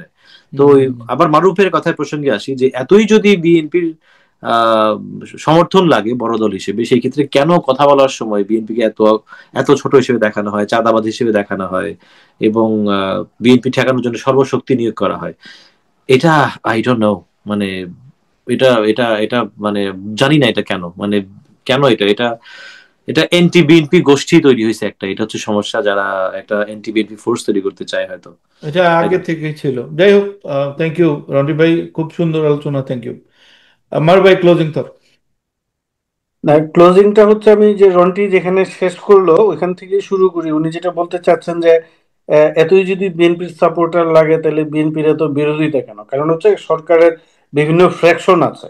এখন হয়তোবা ধরেন যে সরকারের কেউ কেউ মনে করে যে আমাদের বিএনপির সাপোর্টটা দরকার, আর কেউ কেউ মনে করছে যে না, বিএনপিকে আমরা চাপে রেখে আমরা রাখবো, কারণ গভর্নমেন্ট যেই অ্যাডভান্টেজটা নিতে চায়। আমি এই জায়গায় সরকারকে কিছুটা ডিসঅনেস্ট বলবো। ডিসঅনেস্ট এই অর্থে, এরা মানে আমাদের রন্টি বা সাদিক এরা যেটা বললো, এদের যে আলোচনাটা যে বাংলাদেশে যদি আওয়ামী লীগ নামে সেটা বিএনপি প্রতিরোধ করবে, কারণ এদের যে মানে পলিটিক্যাল যে বৈরিতা এবং যে প্রতিদ্বন্দ্বিতা, এবং গত এই 15-16 বছরে তো সবচেয়ে বেশি নির্যাতিত হয়েছে বিএনপি। বিএনপি প্রায় 5,000 মানুষকে হত্যা করা হয়েছে, এবং মানুষ তো মানে আমার পরিচিত অনেক মানুষ ধান ক্ষেত নৌকায় এই দিক সেই দিক ঘুমাইছে। তো এরা তো আসলে আওয়ামী লীগকে অ্যাকসেপ্ট করবে না, যে কোনো প্রকারেই হোক আওয়ামী লীগকে তারা বাধা দিবে। হ্যাঁ, এখন এই যে মবুলারা যেভাবে আওয়ামী লীগকে নিষিদ্ধ করতে চায়, বাধা দিতে চায়, বিএনপি হয়তো বা ওইভাবে দিবে না। বিএনপি একটা তার পলিটিক্যাল স্টেটমেন্ট হচ্ছে যে বিচারের মাধ্যমে যা হবে তাই হবে, এই নাৎসিদের মতো আর কি। যদি আমাদের ট্রাইব্যুনালে আওয়ামী লীগের বিচার হয়, সেখানে যদি আওয়ামী লীগের রাজনীতি ব্যান্ড করা হয় আদালতের মাধ্যমে, সেইটা করবে বিএনপি, এক্সিকিউটিভ অর্ডারে না। এর বাইরে মাঠ পর্যায়ে যেটা আছে, সেইখানে কিন্তু মাঠ পর্যায়ের রাজনীতিতে প্রতিরোধটা বিএনপি করবে। সরকার এখন যে সুবিধাটা নিচ্ছে, আমি যে কারণে ডিসঅনেস্ট বললাম, তারা মনে করতেছে এবং মনে করতেছে না, এটা তাদের মধ্যে আলোচনা হয় যে বিএনপি নিজ স্বার্থেই আওয়ামী লীগকে আটকাবে এবং আমাদেরকে ফেলে দিবে না, আমরা থাকি আমাদের মতো। বিএনপির নিজের যান বাঁচানোর জন্যই আওয়ামী লীগকে আসতে দিবে না, আর আওয়ামী লীগ না আসলে আমাদের কিছু, এই যে সাদিক যে বললো না যে ফুটবল মনে করতে তারা খুব রিল্যাক্স, যে আওয়ামী লীগ কি করবে আমাদের, কারণ তারা মনে করতেছে বিএনপি নিজ স্বার্থে আওয়ামী লীগকে আটকাবে, আর আওয়ামী লীগ যেহেতু আসতে পারবে না অতএব আমরা আমাদের মতো দেশ চালাই। এই সেন্স আমি তাদেরকে ডিসঅনেস্ট বলতেছি, যে এটা তাদের অসততা, এটা তারা মানে ভালো বলছেন, পরিস্থিতি সুযোগ নিচ্ছে। এই জায়গায় তো বিএনপি আসলে অসহায়। অসহায় এই অর্থে, এখন তারা কিন্তু চাইলে এই সরকারকে ফেলে দিতে পারে না, কারণ এই সরকারকে যদি ফেলে দেয় আন্দোলন করে সংগ্রাম করে, দেখবেন ভারত খুব খুশি হবে, আওয়ামী লীগ খুশি হবে। এখন বিএনপি তো ভারত বা আওয়ামী লীগের খুশির কারণ হতে পারে না, আবার আওয়ামী লীগও তাকে আটকাইতে হবে, আবার এই সরকারকে সমর্থন দিতে হবে। সবকিছু মিলে এই যে একটা জটিল অবস্থায় তৈরি হয়েছে, এই জটিল অবস্থার সুযোগটা নিচ্ছে কিছু কুটিল এবং কিছু বাজে লোক, আমি মনে করি। তো আমি আমি আমি খুবই আশাবাদী একজন মানুষ রাজনীতিতে, কারণ আমি আমি বিশ্বাস করতাম যে শেখ হাসিনা যাবে, এবং 22শে জুলাই একজনের সঙ্গে আমার বাজি হয়েছিল। আমি বলছিলাম যে শেখ হাসিনার ক্ষমতায় থাকবেন না, উনি চলে যাবেন। তো উনি বলছিলেন কিভাবে, তা আমি একটা আলাপে বলছিলাম যে এইভাবে এইভাবে হয়তো বা উনার পতন হবে। হাউএভার 5 তারিখ শেখ হাসিনা পালায় যাওয়ার পরে সবার আগে ফোনটা আমি উনাকেই দিছিলাম, উনার সঙ্গে আমার কথা হয়েছে। হ্যাঁ, যে আমি কিন্তু বাজিতে জিতছি। তো এই জায়গায় আমি এখনো আশাবাদী। সেই সময় তো আমাদের লাইভ শোতে আসছিলেন আপনি, ওখানেও বলছেন এগুলো।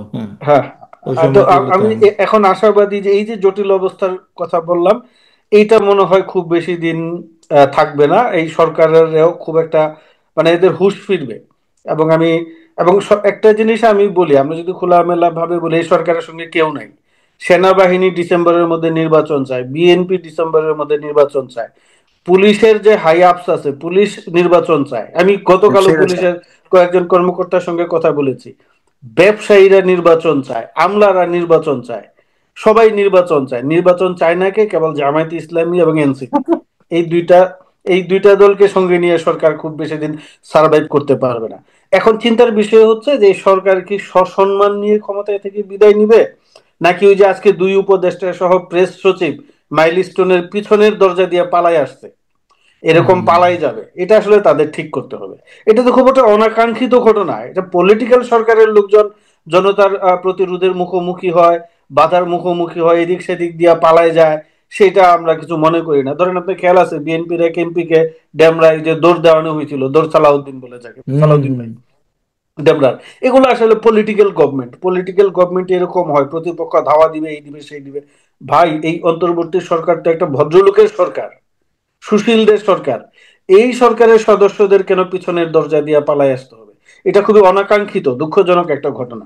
তা আমি মনে করি আজকের ঘটনা থেকে তাদের শিক্ষা নেওয়া উচিত, যেন বড় ধরনের দল বেঁধে পিছনের দরজা দিয়ে পালাইতে না হয়, সেটা তারা নারুল আসলে ভাই, আপনি চিন্তা একটা করবে। কোয়েশ্চেন করতে চাই, শর্ট কোয়েশ্চেন শেষ করার আগে।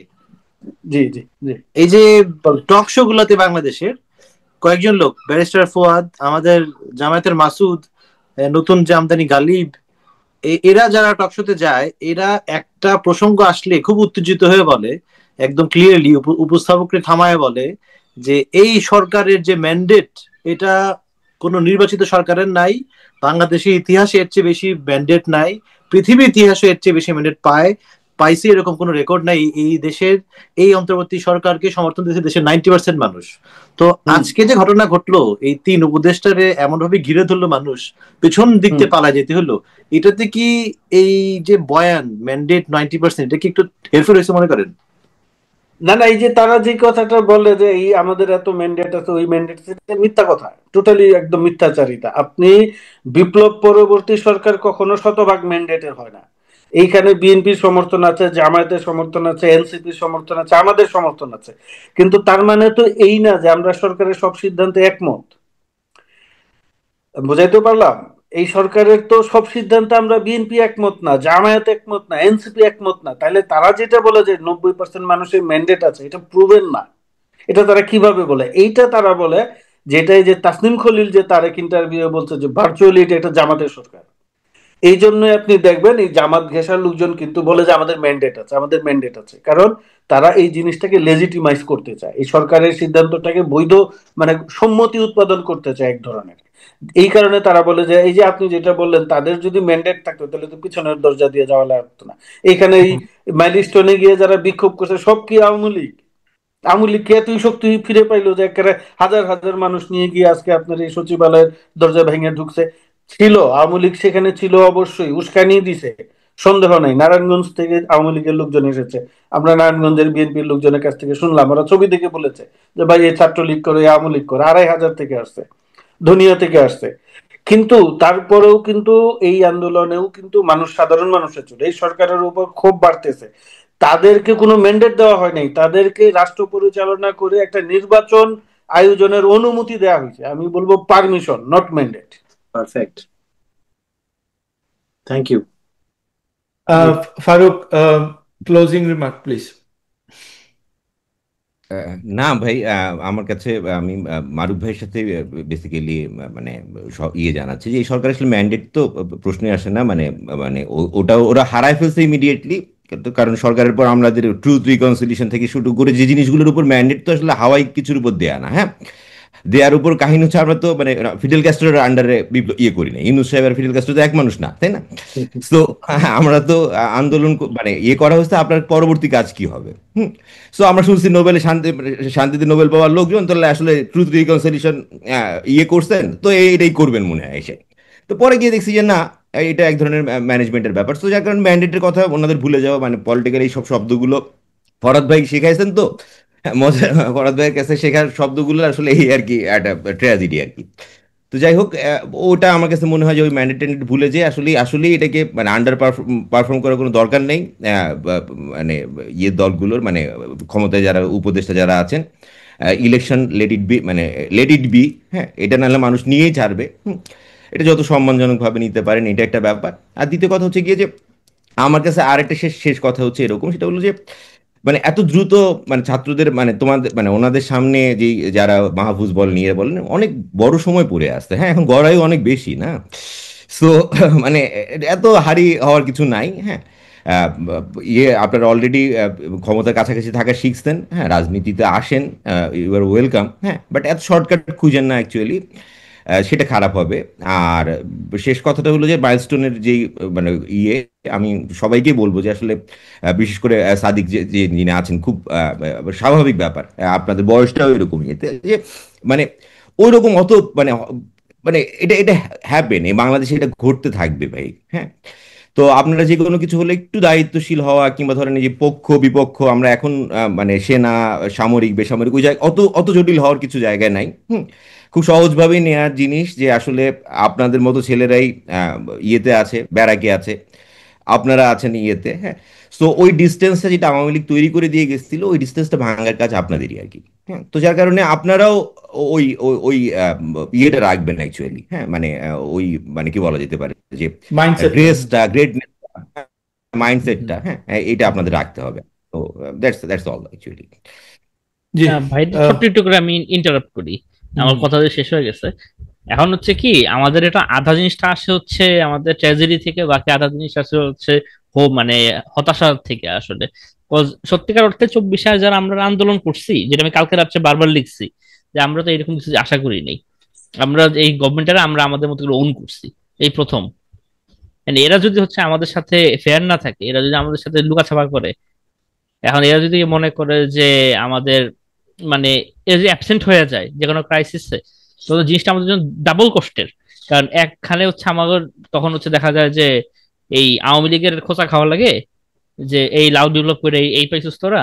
হুম হুম হুম আর হুম। হচ্ছে নিজেদের আমাদেরই তো কষ্ট লাগে জিনিসটা, cause we expected better from this guys. এটা তো আমাদের লোকজনই, চেনা মানুষজনই। এটা আসমান থেকে ওহিলাঞ্জিল করে নতুন আমরা আনি নাই। হুম আমাদের হুম লোকজন যারা ভরসা আছে তাদেরই আমরা বসাইছি এই হুম জায়গায়। হুম কালকে হুম। আমার একজন চার্জ করতেছে যে এটাকে আপনি বসাইছেন নাকি এই সরকার, আপনি আপনার সরকার বলতেছেন। সে এক্স্যাক্টলি এটা আমি বসাইছি, আমার মতো লাখ লাখ জুলাই যোদ্ধারা এটা বসাইছে এই সরকার, আমরা ওন হুম করি হুম। এটারে। তাই না? অঙ্কুর। এই আমরা ওন না করলে এই সরকারের আমরা কোনো দাম ফাইট থাকে না। করছি এটার জন্য, আমরা ফাইট করছি, আমরা তো ফাইট করে আম কাদাইছি। এই গভর্নমেন্ট যে ম্যান্ডেটের কথা বল, আমরা এটার ম্যান্ডেট, এই গভর্নমেন্টের ম্যান্ডেট হচ্ছে আমরা যারা জুলাই করছি। হুম হুম এইটুকু হুম অ্যাকাউন্টেবিলিটি তাদের রাখতে হবে তো। হুম হ্যাঁ। হুম। না, এই কারণে তো আমরা সমালোচনা করি। ধন্যবাদ। আজকে অত্যন্ত মানে আমি বলবো, আমি শুধু শুনছি, আজকে খুবই ভালো লাইভলি আলোচনা হয়েছে। সাদিক, তোমার কথাবার্তা, তোমার লেখা তো ফাটতেছেই, তোমার গ্রুপে প্লাস আজকে কথায়ও দেখলাম অনেক শার্পনেস আছে, আর এটা সবারই বিষয়ে যাওয়া বাকিরা উচিত। বাকিরা তাদের পারফরমেন্স ধরে রাখছে। যাই হোক, আমার খুব ভালো লাগছে আজকের আলোচনা। দর্শকরা সবাই হয়তো আপনারা এনজয় করছেন, আপনারা দেখছেন। আম, আজকের আলোচনা যদি কোনো কমেন্ট থাকে আমাদের জানান। আম, সরকারকে প্রশ্ন করেন। আমরা রিয়েলি যেই সব ঘটনাগুলো ঘটছে, যদি আমাদের শোটা সেই জানুয়ারি থেকে ফলো করে থাকেন আপনারা, এবং আপনারা জানেন যে আম, আমরা কখনো ভুল তথ্য দেই না, এবং যেসব তথ্যগুলা আমরা যেগুলা দেই সেগুলা এই যে এই এই আমরা এই তথ্যগুলা আহ, কোনো ঘটনা ঘটার আগে আমরা মানে প্রোভাইড করার চেষ্টা করি, এবং সেগুলোর প্রমাণ আমরা বারবার বারবার পাইছেন গত 8 মাসে তো আরো বেশি, কারণ সরকারের ভিতরে আমাদের লোক, বিএনপির মধ্যে আছে, বিভিন্ন জায়গায় আমাদের শক্তি বাড়ছে। তো সেই তথ্য, সেই হিসাবেই আপনারা এই গভর্নমেন্টকে চ্যালেঞ্জ করা শুরু করেন, কারণ আমরা দেখতেছি, আমরা বারবার বলছি, হয়তো বিশ্বাস করেন নাই, এখন তো দেখতেছেন, এখন বিশ্বাস করেন, এখন বুঝেন। আম, তো যাই হোক, এরকম আলোচনা নিয়মিত আমরা করার চেষ্টা করব। সবাইকে ধৈর্য ধরে দেখার জন্য ধন্যবাদ। আম, যারা গেস্ট আছেন, থ্যাংক ইউ সো মাচ। সবাই ভালো থাকবেন। আসসালামু আলাইকুম।